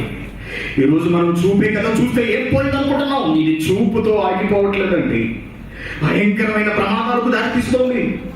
హత్యలకు దారితీస్తోంది, వ్యభిచారాలకు దారితీస్తోంది, మానవ సంబంధాలను ఛిద్రం చేసేస్తోంది. ఇంటికి వెళ్ళిపోకుండా నేను వెళ్ళడం అనేటప్పటికీ లాభం లేదని దావీదు ఏం చేశాడంటే యుద్ధం జరుగుతున్న చోటికి ఊరియాను పంపించాడంటే ఊరియా చేతికి ఒక లెటర్ రాయించి ఇచ్చాడు. అందులో ఏముందంటే యుద్ధం బాగా జరుగుతున్న చోటులో ఊరియాను పెట్టి చంపించేశాడు. భక్తుడైన దావీదు ఒక మోహపు చూపును నియంత్రించుకోలేక వ్యభిచారిగా మారి తదనంతరం నరహంతకుడిగా మారుతున్న తీరు చూడండి ఎలా ఉందో. ఒక మనిషిని చంపడానికి వేస్తున్న తంత్రం చూడండి ఎలా ఉందో. ఉత్తరం రాయించి అతని చేతికి పంపించాడండి. ఉత్తరం చదువుకున్నారు సైన్యంలో ఉన్నవాళ్ళు. ఊరియాను పంపించారు. యుద్ధం జరుగుతున్న చోటికి అతని ముందు నిల్చోబెట్టారు. యుద్ధంలో అతడు చనిపోయాడు. ఆమె భర్త చనిపోయాడండి. చంపించేశాడు. ఇంటికి తెచ్చేసుకున్నాడు. భార్యను తీసేసుకున్నాడు. కారణం అందుకంతే. ఎలా అందుకంతే? చూశాడు, అబ్బో చాలా అందంగా ఉంది అనుకున్నాడు. కోపం తట్టుకోలేకపోయాడు దేవుడు. ప్రవక్తను పంపించాడు. చూడండి ఒకసారి. ప్రవక్తను పంపించి ఏమంటున్నాడు? 12 వచ్చింది. కావున యెహోవా నాతానును దావీదు నొద్దకు పంపెను. అతడు వచ్చి దావీదుతో ఇట్లా నేను దావీదు ఒకనొక పట్టణమందు 2 మనుషులుండిరి. దావీదు నీకు ఒక మంచి విషయం చెబుతానయ్యా, ఈ సమస్యకు నువ్వు నాకు పరిష్కారం చెప్పాలి అన్నాడండి. సరే అడుగు చెప్తానన్నాడు. ఒకనొక పట్టణమందు 2 మనుషులుండిరి. ఒకనొక పట్టణమందు 2 మనుషులుండిరి. ఒకడు ఐశ్వర్యవంతుడు, ఒకడు దరిద్రుడు. ఐశ్వర్యవంతునికి విస్తారమైన గొర్రెలను గొడ్లను కలిగి ఉండెను. అయితే ఆ దరిద్రునికి తాను కొనుక్కునే ఒక చిన్న ఆడు గొర్రెల తప్ప మరేమీ లేకపోయాను. చూడండి, ఒక ధనవంతుడు ఉన్నాడు, ఒక పేదవాడు ఉన్నాడు. ఇద్దరు పక్క పక్క ఇళ్లలోనే ఉంటున్నారు. ధనవంతుడికి చాలా గొర్రెలు మేకలు ఇవన్నీ ఉన్నాయి. పాపం పేదవాడికి ఏమీ లేదు. ఒక చిన్న గొర్రె పిల్లలు కొనుక్కున్నాడు. దాని ఆ గొర్రె పిల్లలను పెంచుకుంటూ అది వాని యొద్ద వాని బిడ్డల యొద్ద ఉండి అది ఎలా పెరుగుతుందంటే మన ఇంట్లో కుక్క పిల్ల ఎలా పెరుగుతుందండి? పెరిగి. అవునా? కుక్క పిల్ల మన మీద ఎక్కుతుంది, మన మంచం మీద పడుకుంటుంది, మన కుర్చీ మీద పడుకుంటుంది. అలాగే గొర్రె పిల్లలు కూడా వాళ్ళు ఎంతో ప్రేమగా అల్లారు ముద్దుగా ఒక కూతు ఇలా చూసుకుంటున్నారట. Very good. అలా ఉండగా మార్గస్థుడు, ఆ గ్రామం మీదుగా వెళుతున్న ఒక మార్గస్థుడు ధనవంతుడి ఇంటికి చుట్టం చూపుగా వచ్చాడు. ఇప్పుడు చుట్టం వచ్చాడు కాబట్టి ఏం చేయాలి? మంచి భోజనం పెట్టాలి. ధనవంతుడి దగ్గర ఎన్ని ఉన్నాయి? ఎన్నో ఎడ్లు గొర్రెలు చాలా ఉన్నాయి. Very good. దానిలో ఒకదాన్ని పోసి పెట్టొచ్చు. కానీ అతడు తన యొద్దకు వచ్చిన మార్గస్థునికి ఆయత్తము చేయుటకు తన గొర్రెలో గాని గొడ్డలో గాని దేనిని ముట్టనల్ల తన దగ్గర ఉన్న వీటిని తీసుకోకుండా పేదవాడి ఇంట్లో ఉన్న గొర్రె పిల్లను తీసుకొచ్చి దాన్ని చంపి వాడికి భోజనం వండి పెట్టాడండి. వీడి దగ్గర ఎన్ని లేవు. విస్తారమైన గొర్రెలు ఉన్నాయి కదా, వాటిలోంచి ఒక దానిని పెట్టచ్చు కదా. బయట వాడు తీసుకొచ్చాడటండి. దావీదు ఆ మాట విని నాతాను చెప్పాడు. దావీదు ఏమైనా ఇది ఏమైనా న్యాయంగా ఉందా నువ్వు చెప్పినప్పటికీ దావీదుకు కట్టలు తెంచుకున్న కోపం వచ్చేసిందండి. ఎవరు అంత పని చేసిన వాడు? అది మనిషి పశువా? ఆ మనుషుని మీద బహుగా కోపించి యెహోవా జీవము తోడు నిశ్చయముగా ఈ కార్యము నిశ్చయముగా ఇలాంటి పని చేసిన వాడు చావాల్సిందే అన్నాడటండి. ఎందుకు ఎవరు వాడు అని అడిగాడు దావీదు. ఎవరు అంత పని చేసినవాడు? నాతాను అడిగినప్పటికీ నాతాను అన్నాడు, ఆ మనుషుడు నువ్వే.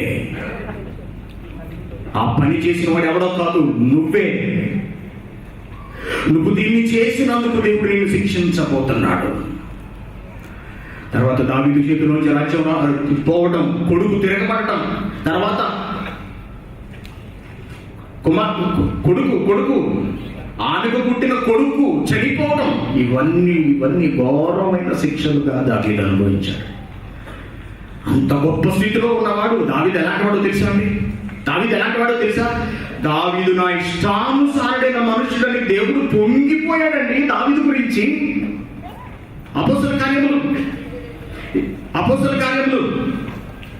13వ అధ్యాయము 22వ వచనం.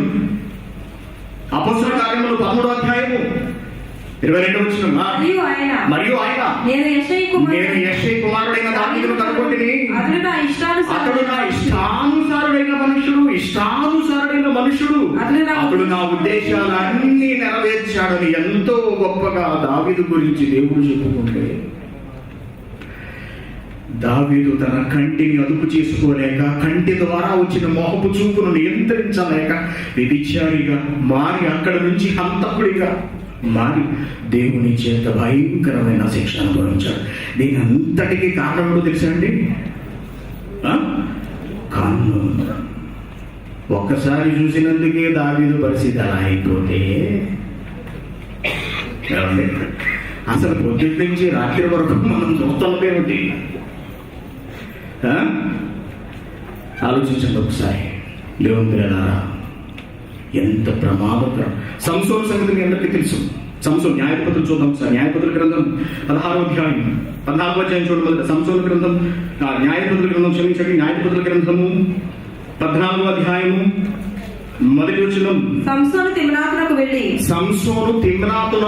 తిమ్నాతులో ఫిలిష్తీయుల కుమార్తెలలో ఒకతిని చూచెను. తిమ్నాతులో ఫిలిష్తీయుల కుమార్తెను ఒకదానిని చూచెను. చూసేటప్పటికి నచ్చేసిందంటే చేసుకోవాలనుకున్నాడు. ఫిలిష్తీయులు ఎవరు? ఇజ్రాయేలుకు శత్రువులు. ఫిలిష్తీయులను సంహరించడానికి, ఫిలిష్తీయులను దండించడానికి దేవుడు సంసోను పుట్టిస్తే వెళ్ళి వాళ్ళలో ఒక స్త్రీని పెళ్లి చేసుకుందాం అనుకుంటున్నాడట. ఎంతవరకు న్యాయం ఆలోచించండి. బాబుని కూర్చోబెట్టుకోండి. ఎవరు బాబు? పిల్లలు కూర్చోబెట్టండి. ఎవరు పిల్లలు?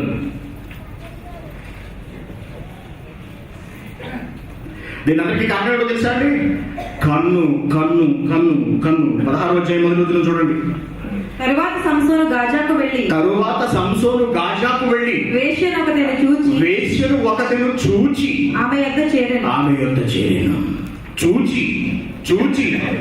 చూసేటప్పటికి అది మంచా చెడా అని ఆలోచించట్లేదు. దేవుని ఈ రోజు ఈ ప్రపంచంలో పెరిగిపోతున్న అక్రమ సంబంధాలు, పెరిగిపోతున్న వ్యభిచారాలు నాటికి దీనంతటికి కారణం ఏమో తెలుసా అండి?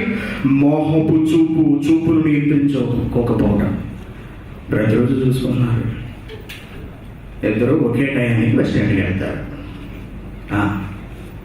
ఒకే సమయానికి ఎదురు బదురు అవుతారు.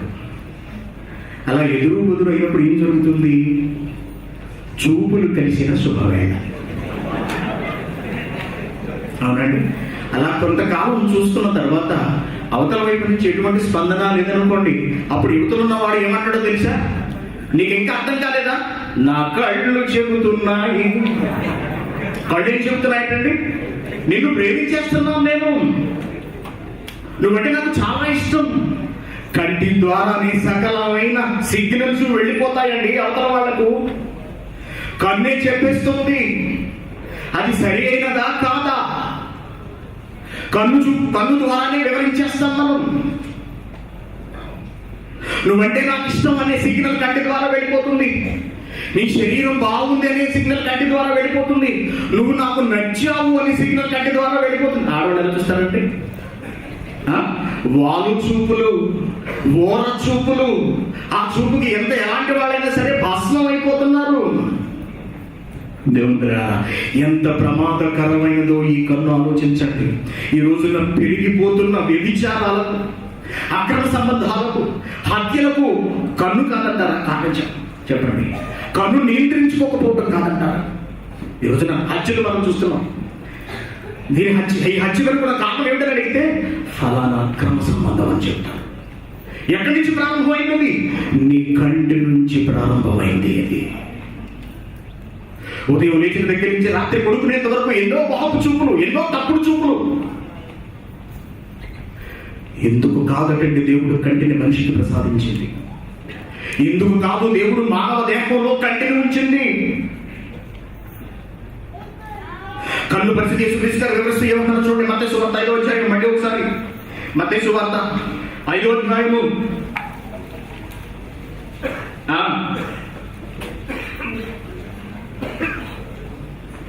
మత్తయి సువార్త 5వ అధ్యాయము 27వ వచనం.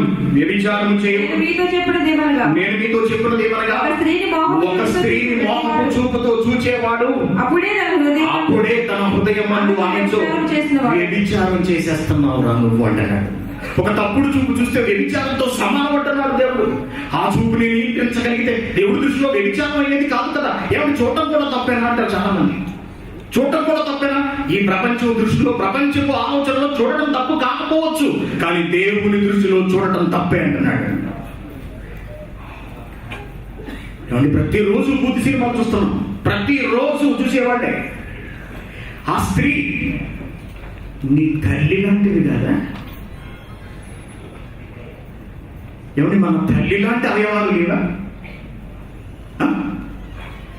ప్రపంచంలో స్త్రీలకున్న అవయవాలన్నీ దేవుడు సృష్టించినది మన తల్లి లాంటివి కావా? మన తల్లిని గబుక్కుని మనం అలా చూడగలమండి అసలు? బయట నుంచి వస్తాం, తలుపు వేసుకుంటుంది, సడన్ గా తలుపుతో వస్తాం, తల్లి బట్టలు మార్చుకుంటుంది, వెంటనే తల తెప్పేసుకుంటాం, అమ్మో నా తల్లి. లేదా బయట నుంచి వచ్చి తలుపు గింటాం, చెల్లిని బట్టలు మార్చుకుంటుంది, అక్క బట్టలు మార్చుకుంటుంది, నగ్గరంగా ఉంది, మొహం చూసేస్తామా? చూడం, అమ్మో నా అక్క, అమ్మో నా చెల్లి, వెంటనే తల తిప్పేసుకుంటామే, వెంటనే. మరి ఈ జాగ్రత్త, ఈ భయం పరాయి స్త్రీ దగ్గర ఎందుకు లేదు? ఇతర స్త్రీ దగ్గర ఎందుకు లేదు? ఆ స్త్రీ ఎందుకు మొహం చూస్తున్నాం, తలుపు తీస్తున్నాం, తండ్రి బట్టలు మార్చుకుంటున్నాడు, ఆడవాళ్ళు కళ్ళకు తీసి చూసేస్తామా? స్త్రీని చూసే కదా, చూడలేదు, అమ్మో నా తండ్రి, వెంటనే తల తిప్పేసుకుంటాం. మరి పరాయి పురుషుడు వెంటనే ఎలా చూడగలుగుతున్నారు? ప్రపంచంలో భూత దృశ్యాలు, అశ్లీల సినిమాలు చూస్తున్న వాళ్ళలో అత్యధిక శాతం స్త్రీలు కూడా ఉన్నారట తెలుసా అండి, పురుషులతో పాటు. ఆడవాళ్ళండి ఆశ రోడ్డు మీద వేరేసుకున్నారు, అందరూ ఆశ్చర్యపోయారు. టీనేజ్ అమ్మాయిలండి, టీనేజ్ పిల్లలు 13 సంవత్సరాల నుంచి 18 సంవత్సరాల వరకు ఉన్న ఆడపిల్లలు, మగపిల్లలు ప్రతిరోజు కళాశాలలో అశ్లీల దృశ్యాలను చూడడం, అశ్లీల సినిమాలను చూడడం.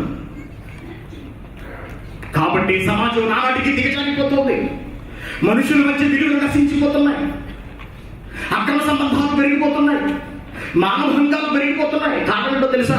మోహపు చూపు నీ కన్ను. సర్వేంద్రియాణం నయనం ప్రధానంగా ఉండాలని దేవుడు మన అవయవాలలో కంటిని పెడితే ఆ కన్ను ఎంత ప్రమాదాన్ని తెచ్చిపెడుతుందో చూడండి. మరి ఏంటి బ్రోవా దీనికి పరిష్కారం అని యేసుక్రీస్తుని అడిగామనుకోండి, ఒక స్త్రీని మోహపు చూపుతో చూచుకోవడం, అప్పుడే ఆమెతో హృదయం ముందు వ్యభిచారం చేస్తున్నారు. మరి ప్రభువా ఏంటి దీనికి పరిష్కారం? నేను చూడకుండా ఉండలేకపోతున్నాను ప్రభువా, బుద్ధి సినిమాలు చూడకుండా ఉండలేకపోతున్నాను. ఒక ఆడది నా ఎదురుగా వస్తుంటే పైనుంచి కింద వరకు చూడకుండా నేను ఉండలేకపోతున్నాను ప్రభువా, మరి ఏమిటి దీనికి పరిష్కారం అని అడిగితే యేసుక్రీస్తు ఉన్నారు చూడండి. నీ కుడి కన్ను నిన్ను అభ్యంతరపరిచిన ఎడల దాన్ని పీకే అన్నాడు. ఏంటి యేసుక్రీస్తు ఎంత వైలెంట్ గా కూడా మాట్లాడతారంటే, ఎంత దారుణమా? ఏంటి కన్ను పీకేసేయడం వేగంగా? రే, నన్ను అడిగావు కాబట్టి సలహా ఒక కన్ను పీక్కోమని చెబుతున్నాను. అదే తండ్రి అయిన దేవుడు అనుకుంటే ఆయన డైరెక్ట్ గా 2 కళ్ళు పీకేస్తాడు. నేను మీతో చెప్పినది ఏమన్నాడు చదవండి. నీ కుడి కన్ను నిన్ను అభ్యంతరపరచుని ఎడల దానిని పెరిగి నీ యొద్ద నుండి పారవేసే. మత్తయి సువార్త 18వ అధ్యాయం 9వ వచనం చూడమంటున్నాడు. మత్తయి సువార్త 18వ అధ్యాయం 9వ వచనం. నీ కన్ను నిన్ను అభ్యంతరపరుస్తుందా? నీ కన్ను నిన్ను చూడు. అభ్యంతరపరచడం ఏంటంటే, అభ్యంతరపరచడం అంటే ఏంటి? ఏమండి ఎంత వద్దనుకున్నానండి, చూడకుండా ఉండలేకపోతున్నామండి. చూడమంటుందండి, అవునా? చూడమంటుంది. ఎవరు ఎన్నోసార్లు మనం ఇది తప్పు అని మనల్ని మనం సరిదిద్దుకోవటం, మళ్ళీ కొన్ని రోజుల తర్వాత అదే తప్పు చేయటం. అవునా? జరుగుతుందా లేదా? Yes or no? ఎస్. చూడకూడదని ఎంత నిగ్రహించుకున్నా, ఎంత అదుపు చేసుకున్నా కొంతకాలం మాత్రమే ఉండగలుగుతున్నాం. తిరిగి మళ్ళీ అదే పాపంలోకి వెళ్ళిపోతున్నాం. నేత్రాశ ఈ రోజు మనిషిని కవలిస్తోంది. పరిష్కారంగా యేసుక్రీస్తు ఏమంటున్నారంటే, నీ కన్ను నిన్ను ఇబ్బంది పెట్టిస్తుందా? దాని వలన నువ్వు నరకాల్లో పడిపోతావేమో, పరలోకం రాకుండా పోతావేమో చూసుకో అన్నాడు. అంతే కదా. ఒక స్త్రీని మొహపు చూపుతో చూసినవాడు అప్పుడే ఆమెతో హృదయం ముందు వ్యభిచారం చేస్తున్నాడు. వ్యభిచారం చేయకపోతే యేసుక్రీస్తు గారు చెప్పారు, వ్యభిచారం చేయడం పాపం, పాపం వల్ల వచ్చి జీతము మరణం. నరకం, అగ్నిగుండం. అందుకే చూడండి, నువ్వు నిగ్రహించుకోలేకపోతున్నావా? నీ కన్ను చూడమంటుందా? చూడమంటున్న కన్ను తీసే అవసరమైతే అన్నాడు. రెండు కళ్ళు కలిగి ఆ కంటితో పాపం చూస్తూ నువ్వు నీ కంటితో నువ్వు సుఖపడుతూ నీ కంటి నుంచి వచ్చే ఆశలను అదుపు చేసుకోలేక వాటిని కేవలం అశ్లీల దృశ్యాలు, అసూయ చూపులు, ద్వేషంతో చూసే చూపులకు మాత్రమే ఉపయోగిస్తుంటే అలాంటి కన్నులు రెండు కలిగి అగ్నిగల నరకంలో పడగొట్ట కంటే ఒక కన్ను కలిగి జీవములో ప్రవేశించుట నీకు మంచిది అంటున్నాడు. ఎంత చేటు తెచ్చిపెడుతుందో చూడండి. చేసిన దేవుడే కన్ను పీకే అన్నాడు అంటే ఏమండి? చేసిన దేవుడే కంటిని పెరికి వేసే అన్నాడు అంటే కన్ను తెచ్చిపెడుతున్న ముప్పు ఎంత భయానకంగా ఉందో ఆలోచించండి. దేవుడు కదా, ప్రపంచం దీనిని పాపంగా పరిగణించడం లేదు. ఇది పాపం ఎప్పుడైనా అనుకున్నారండి? ఎవడన్నా తప్పు చేస్తూ దొరికేసాడు అనుకోండి, వాడు పాపి. పొద్దు నుంచి సాయంత్రం వరకు బూతు సినిమాలు, మాపు చూపులు చూసే వాడు మాత్రం పాపి కాదు. ఎవడన్నా వ్యభిచారం చేస్తూ పట్టుబడిపోతే వాడు పాపి. లోకములో ఉన్న దుష్టుడు, లోకంలో ఉన్న పాపం మానవ దేహాన్ని ఆవహించి మనిషి ద్వారా చేయిస్తున్న ఘోరమైన పాపమే నేత్రాశ. ఇది చాలా తేలికగా మనల్ని పడబడుతుందండి. హెబ్రీయులకు రాసిన పత్రిక చూడండి ఒకసారి. హెబ్రీయులకు రాసిన పత్రిక 10వ అధ్యాయం.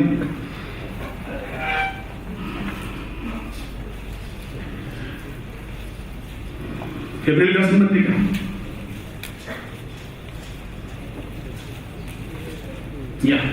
10వ అధ్యాయం మొదటి 2వ వచనం చూద్దాం. 2వ వచనం, మనము కూడా ప్రతి భారమును సులువుగా చిక్కులబెట్టు పాపము అంటున్నాడు. చూడండి, సులువుగా చిక్కులబెట్టు పాపము. సులువుగా.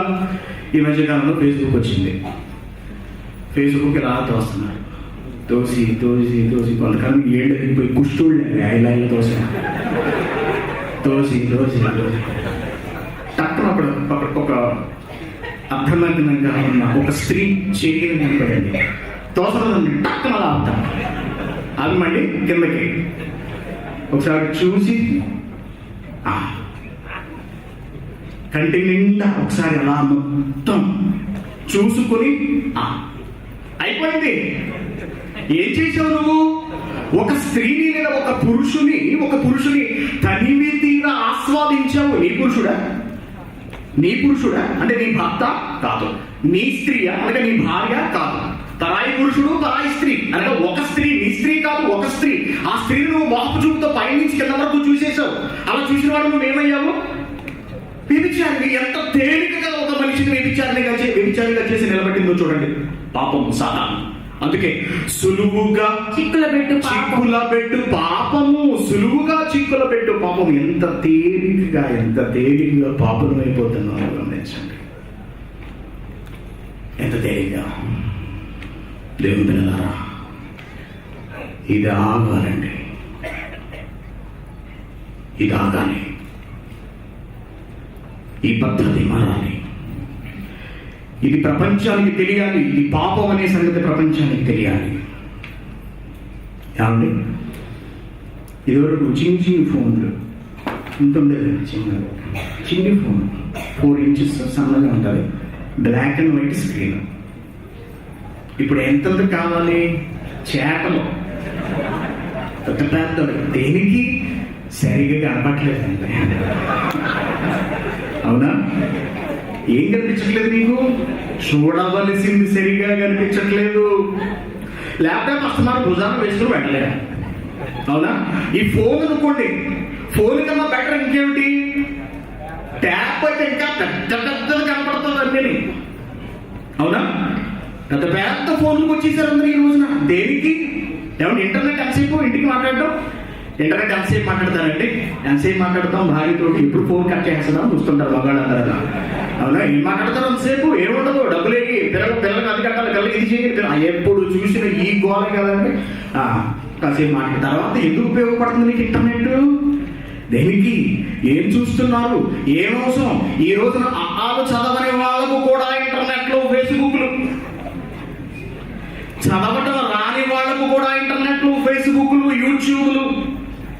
యూట్యూబ్లో రాత్రి తర్వాత చూసేయడాలు.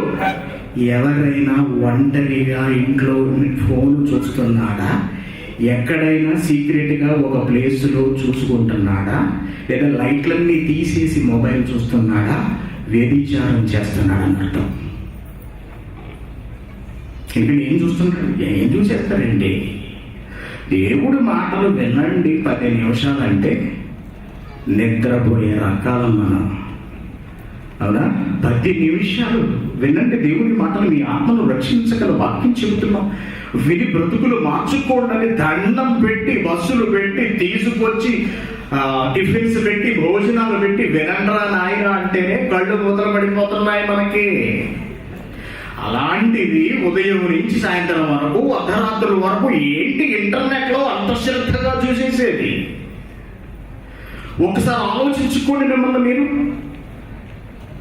స్త్రీ పురుషులు, ఏదో జరుగుతుంది, మనకు తెలియకుండానే మన ద్వారా పాపం జరిగిపోతుంది. సాతానుడు చాలా తెలివిగా మన దేహాన్ని ఆక్రమించుకుని మన ద్వారా ప్రతి తప్పుడు కార్యాన్ని జరిగింప చేస్తూ మన దేవునికి మనం శత్రువుగా చేసేస్తున్నాడండి. అందుకే ఏమంటున్నారు ఇక్కడికి వచ్చేటప్పటికి? సులువుగా చిక్కుల పెట్టు పాపము, సులువుగా చిక్కుల పెట్టు పాపము. పాపము ఉదయం నుంచి సాయంత్రం వరకు ఆ హీరోయిన్ చూడటమే. హీరోయిన్ ఎవరు? అంత గొప్ప స్త్రీయా? చాలా అందంగా ఉందా? ఏమంటే అంత అందగత్త, అంత గౌరవనీయురాలైన స్త్రీయా? నేను జ్యువెలరీ షాపులకి, ఓపెనింగ్లకి పిలుస్తున్నారు, ఏదైనా కళాశాలలో జరిగే కార్యక్రమాలకి పిలుస్తున్నారు. అవునా? సడన్ గా ఏదైనా ఒక సినిమా స్క్రీన్ మీద ఒక వాల్ పోస్టర్ చూస్తే సగం సగం బట్టలతోనే కనిపిస్తుంది. ఆమె సౌందర్యవతి అని చెప్పి నీ కంటిని ఆమెకు అప్పగించేస్తున్నావా? దేవుడు ఏమంటున్నాడు చూడండి. సామెతల గ్రంథము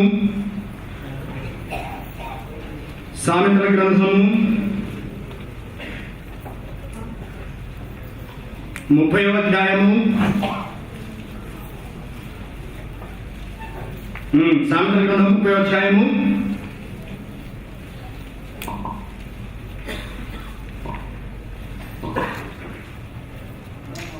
31 చెప్పండి. 31:30 క్షమించండి. సామెతల గ్రంథము 31వ అధ్యాయము 30వ వచనం. Very good. అందము మోసకరము, సౌందర్యము వ్యర్థము అంటున్నాడు. అందము మోసకరం, అందము మోసకరం. అందంగా ఉందని చూస్తున్నావా? అందగత్తే అయిన స్త్రీని చూస్తున్నావా? అది వ్యర్థం రా, నేను వ్యర్థుణ్ణి చేసేస్తోంది. అది ఎందుకు పనికి రానిది అంటున్నాడు. అందగత్తెమైన నువ్వు పైనుంచి కిందకి నీ చూపులతో, మోహపు చూపులతో తడిపేస్తుంటే నువ్వు ఎవరిగా మారిపోతున్నావో తెలుసా? మీ ఫేవరెట్ హీరోయిన్ ఎవరండి? ఇదివరకు మగవాళ్ళకు హీరోలు ఫేవరెట్గా ఉండేవారు. మగవాళ్ళకు హీరోలు ఫేవరెట్లు, ఆడవాళ్ళకు హీరోయిన్ ఫేవరెట్స్. ఇప్పుడు అలా మారిపోయిందండి. ఇప్పుడు మగవాళ్ళకు హీరోయిన్ ఫేవరెట్ హీరోయిన్, స్త్రీలకు మగవాళ్ళు ఫేవరెట్ హీరోలు. ఎందుకు? అందగాళ్ళనా లేదా అందగత్తెలనా? మోసం అట, మోసం. దానికి ఏం లేదు తెలుసా అండి? ఆ స్త్రీకి ఏం లేదు తెలుసా? వివేకము అనగా, జ్ఞానము అనగా, దైవ భక్తి, దైవ భయం లేని స్త్రీ అది. వివేకము లేని సుందర స్త్రీ. సామెతల గ్రంథము 11వ అధ్యాయము, సామెతల గ్రంథము 11వ అధ్యాయము 22వ వచనం చూడండి ఒకసారి. వివేకము లేని సుందర స్త్రీ. ఉదయం నుంచి సాయంత్రం వరకు హీరోయిన్ ఈ వేలుతో ఇలా తోస్తూ చూస్తున్నావా? ఏమన్నాడు చూడండి. సౌందర్యము వ్యర్థమైతే ఆ సౌందర్యం కలిగిన స్త్రీకి ఏమి లేదట? వివేకము లేదు, వివేకము లేదు. ఆ వివేకము లేని స్త్రీ పంది ముక్కున ఉన్న బంగారు కమ్మె వంటిది. పంది పంది పంది పంది పంది. వివేకము లేని స్త్రీ పంది ముక్కున ఉన్న బంగారు కమ్మె వంటిది. పంది పంది ఏంటంటే, పంది ఏం తింటుందంటే, పంది పెంట తింటుంది. కానీ పంది ముక్కుకు బంగారపు కమ్మి ఉంది. ఆ బంగారపు కమ్మితో ఉన్న పంది రోడ్డు పక్కన పెంట తిన్నది తిన్నది తిన్నది. ఆ పెంట దాని మూతికంతా అంటుకుంది. అప్పుడు ఆ పందిని చూసి, ఆ పంది ముక్కును ఉన్న ఆ బంగారు కన్ను నాకు కావాలి. నేను ఆ పందిని పెళ్లి చేసుకుని ఆ పంది పేదాలను ముద్దు పెట్టుకుంటాను. నాకు ఆ బంగారు కన్ను కావాలి. ఎంత అసహ్యం ఉందండి. స్త్రీ అందగత్తని సినిమా హీరోయిన్ చూసేస్తున్నావా? వివేకము లేని అనగా దైవ భక్తి లేని సుందర స్త్రీ అది. అది ఎలాంటిదో తెలుసా అండి? పంది ముక్కునున్న బంగారపు కన్ను. ఇప్పుడు ఆ బంగారం కోసం ఆ పందిని చూస్తావా? ఉదయం నుంచి రాత్రి వరకు ఆ బంగారం కొరకు దాని సౌందర్యాన్ని ఆస్వాదించడానికి ఆ పందిని చూస్తారా? పందిని కన్ను సకల విధములైన దురాశలను రేకెత్తిస్తోంది. కన్ను నేత్రాశ అతి భయంకరమైనది అంటున్నాడు. ఎవడు దాన్ని గ్రహించగలవాడు? ఎవడు దాన్ని సరిదిద్దుకోగలిగిన వాడు? దేవుడు యోగ ఏమన్నాడు చూడండి ఒకసారి. యోగ దగ్గరికి వెళ్దాం. బ్యూటిఫుల్, ఎంత అత్యద్భుతమైన మాట యోగ గ్రంథంలో వ్రాయబడి ఉందంటే 31వ అధ్యాయం యోగ గ్రంథం. 31వ అధ్యాయం యోగ గ్రంథము వచనం మొదటి వచనం. నేను నా కన్నులతో నిబంధన చేసుకుంటుని కన్నులతో నిబంధనట. చూసారా? నేను నా కన్నులతో నిబంధన చేసుకుంటుని. కన్యకను నేను ఎలా చూసేయగలను అసలు అంటున్నాడు. ఆమె నా తల్లి లాంటిది కాదా స్త్రీ? లేకపోతే నా కూతురు కుమార్తె వంటిది కాదా స్త్రీ? ఒక స్త్రీ కాబట్టి చూసేయటమేనా? ఇంకా నేను అసలు ఎలా చూడగలను అంటున్నాడు. ఎంత అద్భుతమైన మాట్లాడి చదవక. నేను నా కన్నులతో నిబంధన చేసుకుంటే కన్యకను నేను ఎలాగూ చూతును అలాగూ చేసిన ఎడల పరమునున్న దేవుని ఆజ్ఞ ఏమైపోతుంది అసలు అంటున్నాడు. స్త్రీని చూడొద్దురా, నీ పరాయి స్త్రీని చూడొద్దు. అది నీ తల్లితో సమానం, నీ చెల్లితో సమానం అని దేవుడు ఒక పక్కన చెబుతుంటే, ప్రతి స్త్రీని చూసేస్తున్నావు అంటే మనం అలా చూసేస్తే దేవుడిచ్చిన ఆజ్ఞ ఏమైపోవాలి అసలు అంటున్నాడు దేవుడు. యోగంటున్నాడు, భక్తుడు మాట్లాడుతున్నాడు. అలాగూ చేసిన దేవుని ఆజ్ఞ ఏమైపోతుంది? ఉన్నత స్థానంలో సర్వశక్తిని స్వాస్థ్యం ఏమవుతుంది? దుర్మార్గులకు విపత్తు సంభవించుటయే కదా, పాపము చేయు వారికి దురావస్థ ప్రాప్తించుటయే కదా. ఆయన నా ప్రవర్తన కదా, నాడుజనులన్నిటినీ లెక్కించును కదా. అబద్ధికుడనే నేను తిరుగులాడిన ఎడలా, మోసము చీటుకై నా కాలు త్వరపడిన ఎడలా, నేను యథార్థుడనై ఉన్నానని దేవుడు తెలుసుకున్నట్లు న్యాయమైన దాసులు ఆయన నన్ను తూచునుగాక. నేను త్రోవ విడిచి నడిచిన ఎడల, చూడండి, నేను త్రోవ విడిచి నడిచిన ఎడల నా మనస్సు నా కన్నులను అనుసరించి నా కన్నులను అనుసరించి, నా మనస్సు నా కన్నులు అంటే నీ కన్ను ఏది చూస్తే అది కావాలని మనస్సు వెనక్కి వెళ్ళిపోతుందటండి. నువ్వేం చూస్తే అది కావాలని మనసు తహతహలాడుతుంది. చూడాలని కన్ను కోరుకుంటుంది, చూసిన దాన్ని అనుభవించాలని శరీరం ప్రేరేపిస్తుంది. కనీసం నువ్వు శరీరంతో అనుభవించలేకపోతే కంటితో చూసేగా అనుభవించు, సంతోషించు అని కన్ను రెచ్చగొడుతుందంటే మనిషిని ఈ రోజున. దేవుడు, ఇది తప్పని అసలు ఎప్పుడైనా గ్రహించావా? ఇది తప్పని మనకి ఎప్పుడైనా తెలిసిందంటే? ఉదయం నుంచి రాత్రి వరకు మొహపు చూపులు, తప్పుడు చూపులు ఆగాలి. ఇది ఆపుకోవాలి మనం. దేవుడు పరిష్కారం చెబుతున్నాడు. చూడండి, ఏం చేయాలి మరి మనం? ఏం చేయాలి? అసలు ఎందుకు ఇచ్చాడు ఈ మానవ నేత్రాలను దేవుడు? తన జ్ఞానం చూడటానికి, తను కలిగించిన ప్రకృతిని ఆస్వాదించి, తాను ఇచ్చిన ఆజ్ఞలైన తన గ్రంథాన్ని దివారాత్రులు ధ్యానించి బ్రతికి తన దగ్గరకు రావాలని దేవుడు మనకు కంటినిస్తే, ఈ కన్నుతో ఎన్ని తప్పుడు చూపులు, ఎన్ని మోహపు చూపులు, ఎన్ని అసూయ చూపులు, ఎన్ని నిద్రలు వాక్యం చెబుతున్నా నిద్రపోవడం అంటే నీ కన్నుకు నువ్వు నిద్రే ఇవ్వకుండా ఆపలేకపోతే ఎదురుగా వచ్చే స్త్రీని చూడకుండా ఇక నీ కన్నులతో నువ్వు ఎలా నిబంధన చేసుకోగలవు చెప్పు. దేవుడు పిల్లలారా, అందుకే నిత్యం ఈ కంటికి దైవ జ్ఞానాన్ని చూపిస్తూ ఉండాలి. ఈ కన్నును అటు ఇటు చూడనివ్వకూడదండి. సామెతల గ్రంథంలో ఒక మంచి మాట చెప్తున్నాడు చూడండి. సామెతల గ్రంథము 4వ అధ్యాయం 25వ వచనం. నీ కన్నులు ఇటు అటు చూడక నీ కన్నులు పక్క చూపులా, తప్పుడు చూపులా, అటువైపు చూపా, ఇటువైపు చూపా. ఎటు చూస్తున్నావు నువ్వు? మిన్నియా? నీ చూపులు మిన్నియా? అటు ఇటు చూడక సరిగాను నీ కను రెప్పలు నీ ముందర సూటిగా అంటే ఎదురుగా వస్తున్నావు చూడమనా? ఎదురుగా వస్తున్నావు చూడండి. నీ హృదయం ద్వారా నీ కన్ను తిన్ననైనదై ఉండాలి. తిన్నని మార్గములు దేవునివి. ఆ తిన్నని మార్గములో నువ్వు నడిచినప్పుడు, తిన్ననివైన దేవుని మాటలు నీ హృదయంలో ఉన్నప్పుడు నువ్వు నీ కంటిని నియంత్రించగలవు. అటు ఇటు తిరగకుండా, చూపు మరలకుండా అంటున్నాడు దేవుడు.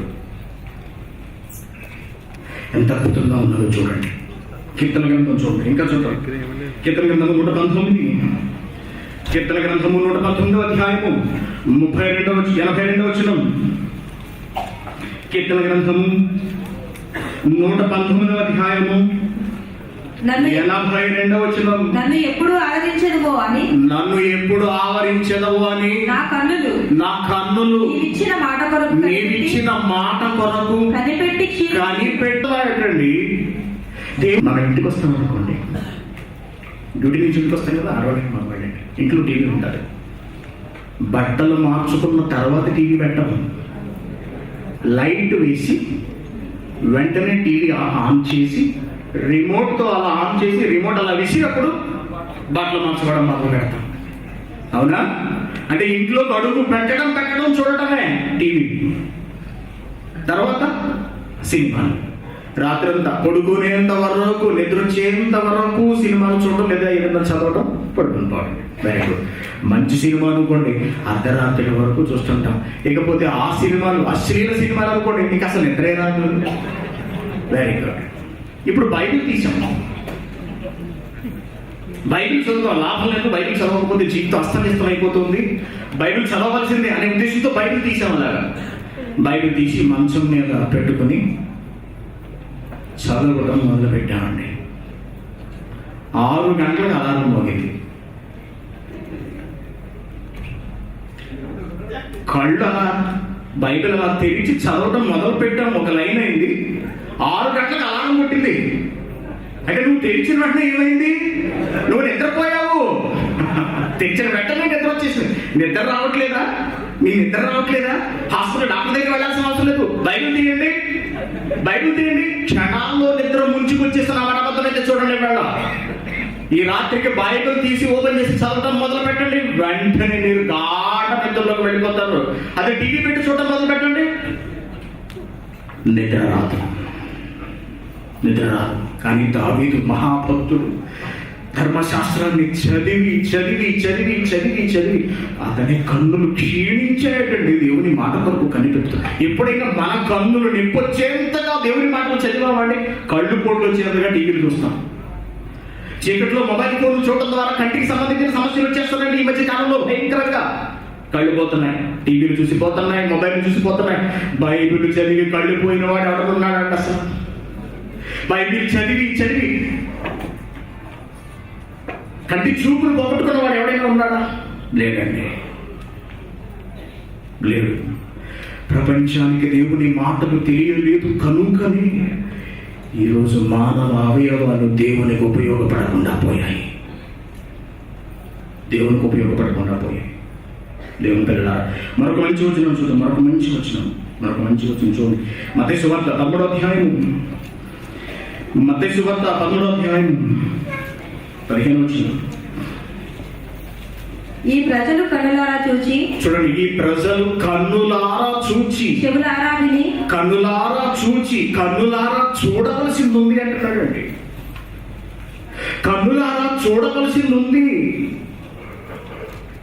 ఏం చూడాలండి? కళ్ళారా. ఎవరి పిల్లలను చూసి చాలా కాలంలో ఒక్కసారి కళ్ళారా పిల్లలను చూసుకొని అనిపిస్తుందండి అంట. అవునా?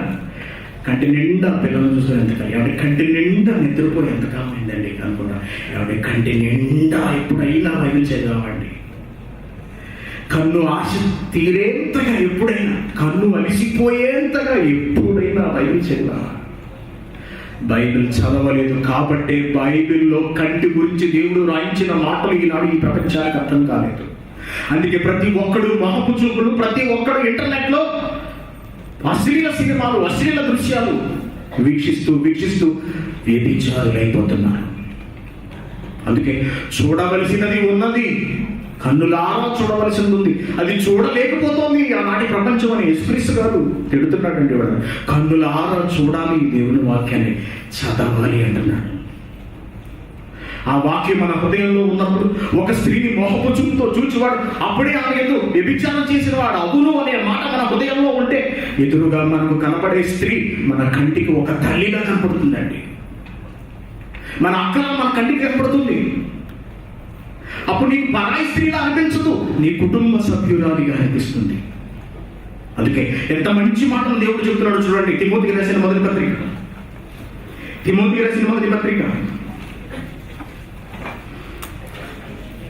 5వ అధ్యాయము, తిమోతికి రాసిన మొదటి పత్రిక 5వ అధ్యాయము మొదటి వచనం. వృద్ధుని గద్దింపక తండ్రిగా భావించి అతనిని హెచ్చరించు. అన్నదమ్ములని యవనస్తులను తల్లులని వృద్ధ స్త్రీలను అక్క చెల్లెండ్రని పూర్ణ పవిత్రతతో నడుచుకోండి. అక్క చెల్లెండ్రని పూర్ణ పవిత్రతతో అన్నదమ్ములని యవనస్తులను అన్నదమ్ములు. నీకు ఒక పురుషుడు కనిపించాడా, వాడు నీ కంటికి నీ సహోదరుడులా కనపడాలి. ఎవరు ఈ రోజున కూర్చోండి, అందరూ దయచేసి కూర్చోండి, కాసేపు వెళ్ళిపోతుంది కానీ కూర్చోండి. ఎవరు మళ్ళీ చదవండి. అన్నదమ్ములని యవనులను తల్లులని వృద్ధ స్త్రీలను అక్క చెల్లెండ్రని పూర్ణ పవిత్రతతో యవ్వన స్త్రీలను అంటున్నాడు. ఈ మధ్య కాలంలో కోవిడ్ లో ఒక న్యూస్ పడిందండి పేపర్. ఇంటి దగ్గర నుంచి వచ్చి 2 సంవత్సరాలు అయిందట. ఆమె వచ్చినప్పటి నుంచి ఇంటికి వెళ్ళలేదు. దోహాలు టెర్రస్ పై అనగా కోయిట్లలో పనిచేస్తున్న పైన రక్తపు మడుగులో పడి చనిపోయి ఉందటండి. ఆమె పక్కనే అప్పుడే ఆమె ప్రసవించిన పిల్లవాడు చనిపోయి ఉన్నాడు. భర్త ఇంటి దగ్గర ఉన్నాడు.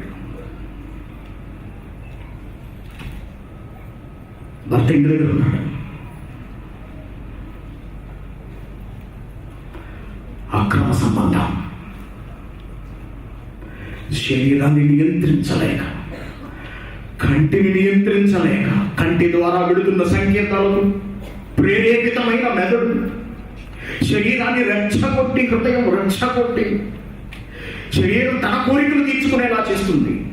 దేవుడి ధర్మాన్ని పక్కకు లేకి, దేవుడి భయం అనేది లేకుండా పవిత్రమైన బాంధవ్యాన్ని విడిచిపెట్టి వివాహ వ్యవస్థకు ఆవల ప్రతి స్త్రీ పురుషుడు ఈ రోజున విపరీతమైన అక్రమ సంబంధాలతో మగ్గిపోతున్నారు. బ్రతుకులను బూడిద చేసుకుంటున్నారు. ఇంటి దగ్గర వాళ్ళకి చెప్పడానికి లేదు గర్భవతినని. ఇక్కడ సహకరించే వాళ్ళు ఎవరు లేరు. 2 సంవత్సరాల క్రితం బయటలోంచి పారిపోయి వచ్చింది. ఎవరి పంచంలో చేరింది, గర్భవతి అయింది. మందులు వేసుకోవడానికి ముందు లేవు. హాస్పిటల్కి వెళితే అడ్మిట్ చేసుకోరు. తనంతట తానుగా ప్రసవించే ప్రయత్నం చేసింది. ఆ ప్రయత్నంలో తాను మరణించింది. పిల్లాడు చచ్చిపోయాడు. దీనికి కారణం ఏంటో తెలుసా అండి? తన కంటిని అదుపు చేసుకోలేకపోవడం, తద్వారా శరీరాన్ని అదుపు చేసుకోలేకపోవడం. దురాశ గర్భము ధరించి పాపమును కనగా. అద్భుతమైన మాట చూడండి. రాస్తాను యాకోబు గారు రాసిన పత్రిక 1వ అధ్యాయము 15వ వచనం. దురాశ గర్భమున ధరించి పాపం కంటే పాపము పరిపక్వమై చివరికి మరణాన్ని తెచ్చిపెడుతుంది అంటున్నాడు. దేవుని దగ్గర దేవుడు ఈ దేహాన్ని ఇచ్చింది వ్యభిచారం నిమిత్తం కాదండి. దేవుడు ఈ కంటిని ఇచ్చింది మోహపు చూపులు చూడడానికి కాదు. ఈ దేహము దేవుని నిమిత్తం ఉపయోగించాలి. నీ కన్ను ఉన్నది దేవుని నిమిత్తము, దేవుని పని చేయటానికి, దేవుని జ్ఞానాన్ని చదవటానికి. ఈ దేహంతో వ్యభిచారం చేయటానికి కాదు. ఈ కంటితో తప్పుడు చూపులు, వ్యభిచారపు చూపులు, మోహపు చూపులు చూడటానికి కాదంటున్నాడు దేవుడు. కొరింథీయులకు రాసిన పత్రిక 6వ అధ్యాయం చూడండి ఒకసారి. కొరింథీయులకు రాసిన మొదటి పత్రిక 6వ అధ్యాయము 13వ వచనం. దేహము జారత్వము, 13వ వచనంలోని కింది భాగం చూడమ్మా. దేహము జారత్వము నిమిత్తము కాదు గాని, దేహము దేవుడు నీకు ఇచ్చిన ఈ అవయవాలు తన చిత్త ప్రకారం పెట్టాడు. ప్రతి అవయవాన్ని, కంటిని పెట్టాడు, చేతిని పెట్టాడు, కాళ్ళను పెట్టాడు. ప్రతి అవయవాన్ని దేవుడు తన ఇష్టాన్ని నెరవేర్చాలని పెట్టాడు తప్పించి నీ తప్పుడు కోరికలు తీర్చుకుంటామని కాదు. తయారు చేసిన దేవునికి ద్రోహం చేస్తామని కాదు. దేవుని ఆజ్ఞను పక్కన పెట్టి వ్యభిచారిగా మారిపోతామని కాదు. ఈ కంటితో పాపపు చూపులు చూస్తామని కాదండి దేవుడు మన కంటి పెడతా. దేహము జారత్వము నిమిత్తం కాదు, నీ కన్ను వ్యభిచారం నిమిత్తం కాదు, జారత్వ నిమిత్తం కాదు, కానీ ప్రభువు దేవుని నిమిత్తము నీ కన్నుంది. దేవుని నిమిత్తం నీ కన్నుంది. నీ దేహంలో ప్రతి అవయవము ఉంది అంటున్నాడు. ఎవరి కొరకు వాడుతున్నారు ఈ రోజు నీ అవయవాన్ని? ఎవరి నిమిత్తం మీ కంటిని ఉపయోగిస్తున్నారు చెప్పండి. ఏం చూస్తున్నారు ఉదయం నుంచి సాయంత్రం వరకు? ప్రభువు దేహము నిమిత్తమే దేవుడు ప్రభువును లేపను. మనలను కూడా తన శక్తి వలన లేపుతాడు. మీ దేహములు క్రీస్తునకు అవయవాలని నీకు తెలియదా అంటున్నాడు. నేను క్రీస్తు యొక్క అవయవం. నీ దేహము నీ శరీరం దేవునికి అవయవం, క్రీస్తుకి అవయవం అనే సంగతి నీకు తెలియదా?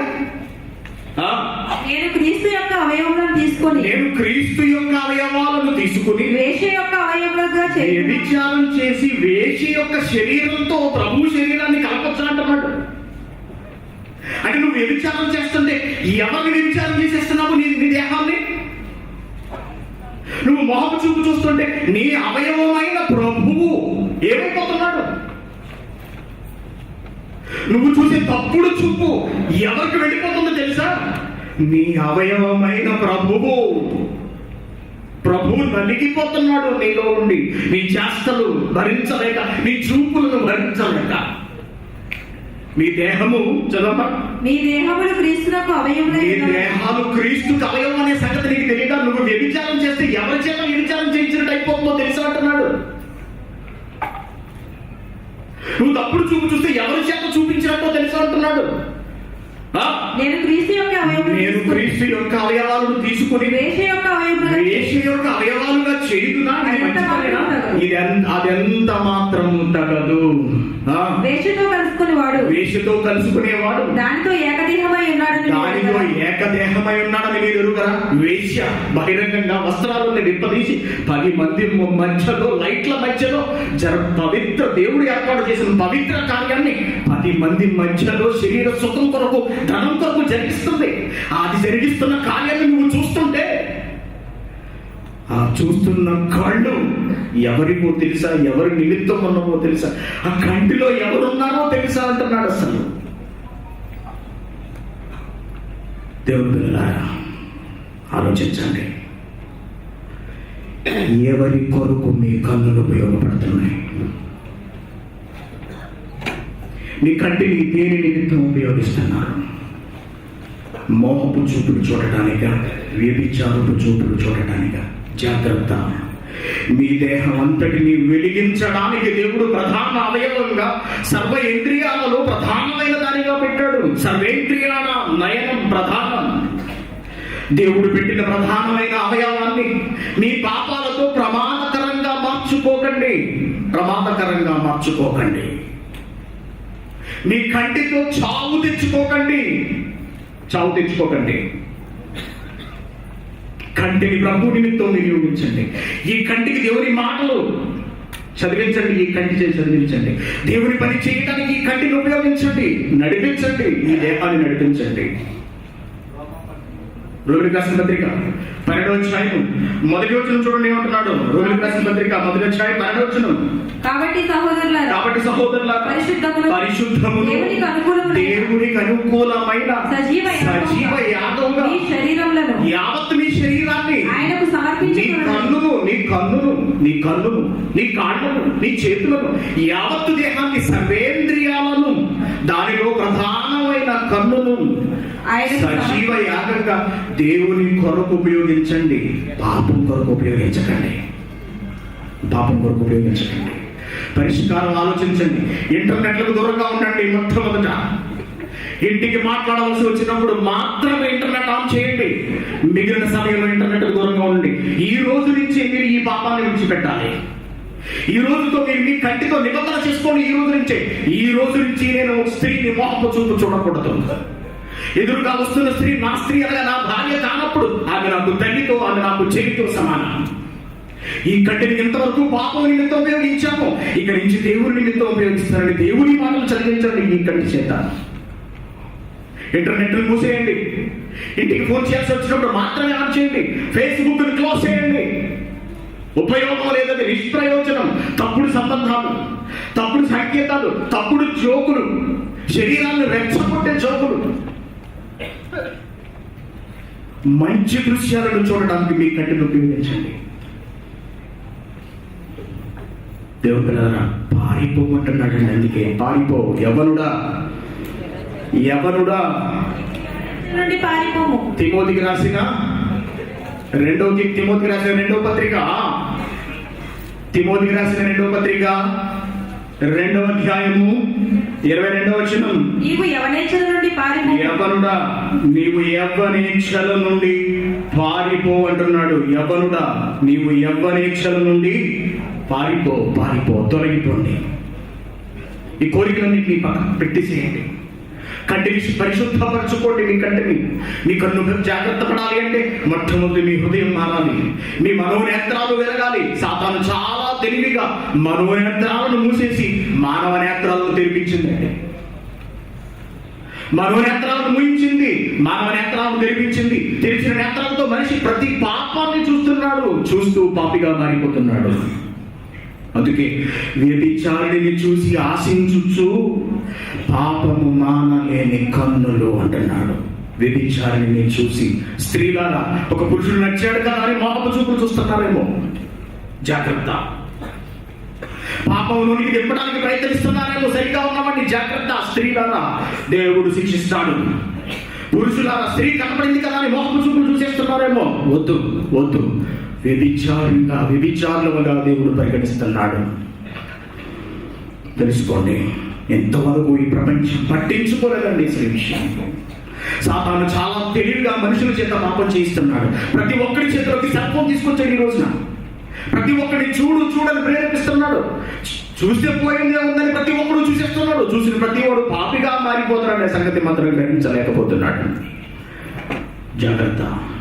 మీ కంటితో మీరు నిబంధన చేసుకోండి. ఈ రోజు నుంచి నేను ఈ తప్పుడు దృశ్యాలకు, అశ్లీల దృశ్యాలకు, మోహపు చూపులకు దూరంగా ఉండి నా దేవునికి ఇష్టమైన జీవితాన్ని నేను గడపాలి. కాబట్టి సర్వ ఇంద్రియాలలో అతి ప్రధానమైనదే కన్ను. కానీ దాని దురాశకు మనము లోపడ్డామా? అది చెప్పినట్టల్లా ఆడామా? దానికన్నా ప్రమాదకరమైనది మరొకటి లేదు మన అవయవాలలో. అందుకే సర్వేంద్రియాణ నయనం ప్రధానం కావచ్చు, కానీ అది దేవునికి వ్యతిరేకంగా పనిచేసినప్పుడు అది అత్యంత ప్రమాదకరమైనది. కాబట్టి మీ కంటితో చాలా జాగ్రత్తగా ఉండండి. ఈ రోజు నుంచే మొదలు పెట్టండి. మీరు మీ కంటిని నియంత్రణలో ఉంచడం.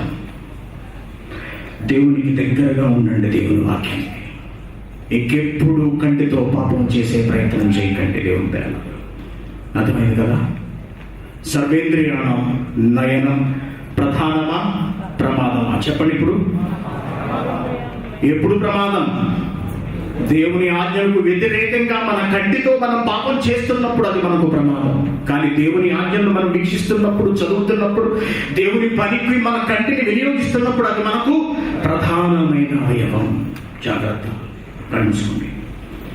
పరలోకమందున్న మాటలు తండ్రి మీ పిల్లలకు మీ మాటలు తెలియజేసి మీ నిమిత్తమై మీ పని నిమిత్తమై మీరు ఏర్పాటు చేసిన నయన కన్ను సర్వేంద్రియాలలోకి ప్రధానమైనదైనప్పటికీ కూడా సాతాను దేహాలను ఆవహించి ప్రధానమైన కంటిని ప్రమాదకరమైన దానిగా మార్చివేశాడు. కంటితో మోహపు చూపులు, కంటితోనే ద్వేషాలు, కంటితోనే అసూయలు తండ్రి సమస్త కార్యాలు కంటి ద్వారా జరిగిస్తూ మీ పిల్లలందరినీ పాపులుగా మారుస్తున్నాడు. మీరు అనుగ్రహించిన, మీరు నిర్మించిన దేహాన్ని మీ కొరకు ఉపయోగపడనివ్వటం లేదు తండ్రి సాతాను. ఈ విషయాలు ఎరుగని అమాయక ప్రపంచం చూస్తే పోయిందే ఉంది అనుకుంటూ ప్రతి దాన్ని చూస్తూ మిమ్మల్ని బాధ పెడుతున్నారు, పాపం చేస్తున్నారు, అగ్నిగుండానికి జారిపోతున్నారు. అలాంటి వారిలో కొందరినైనా కాపాడాలి అని ప్రభువా ఈ లేఖనాల పరిశోధన సదస్సు ద్వారా ఈ జ్ఞానపూరితమైన మాటలను మీరు మీ పిల్లలకు తెలియజేస్తున్నాం తండ్రి. మీ పిల్లలందరూ విన్నారు, విన్న వాక్యాన్ని విడిచిపెట్టేసి తమ్మును తాము మోసగించుకుంటారు, లేదా విన్న వాక్య ప్రకారం తమ కంటితో నిబంధన చేసుకుని తమ కంటిని నియంత్రించి సర్వేంద్రియాలలో నయనం ప్రధానమైనది, మీకు అవసరమైనదిగా మరల్చుకుంటారో మీకే తెలియాలి. నా బాధ్యతను నేను నిర్వర్తిస్తున్నాను తండ్రి. ప్రభువా మీ మాటలు అందగా పాపులుగా మారిపోతున్న ఈ సమాజాన్ని మార్చాలని మీ వాక్యంతో పోరాటం చేస్తున్నాను ఆయన. ఇంతవరకు మా వెనుక ఉండి మీరు మమ్మల్ని నడిపిస్తున్నందుకు మీకు ధన్యవాదాలు. ఏ ఒక్కరూ నశించగలని చేయింపగా అందరూ మారు మనస్సు పొందాలని మీ కోరికను తీర్చడానికి మా శాయశక్తిగా ప్రయత్నిస్తున్నాను ఆయన. సహకరించండి. కూడొచ్చిన మీ పిల్లలందరినీ మీరు జ్ఞాపకం చేసుకోండి. జరగబోయే కార్యక్రమాలందరినీ మీ చేతులకు అప్పగిస్తున్నాను. నడిపించమని క్రీస్తు పేరిట ఈ ప్రార్థన మీకు సమర్పిస్తున్నాను తండ్రి.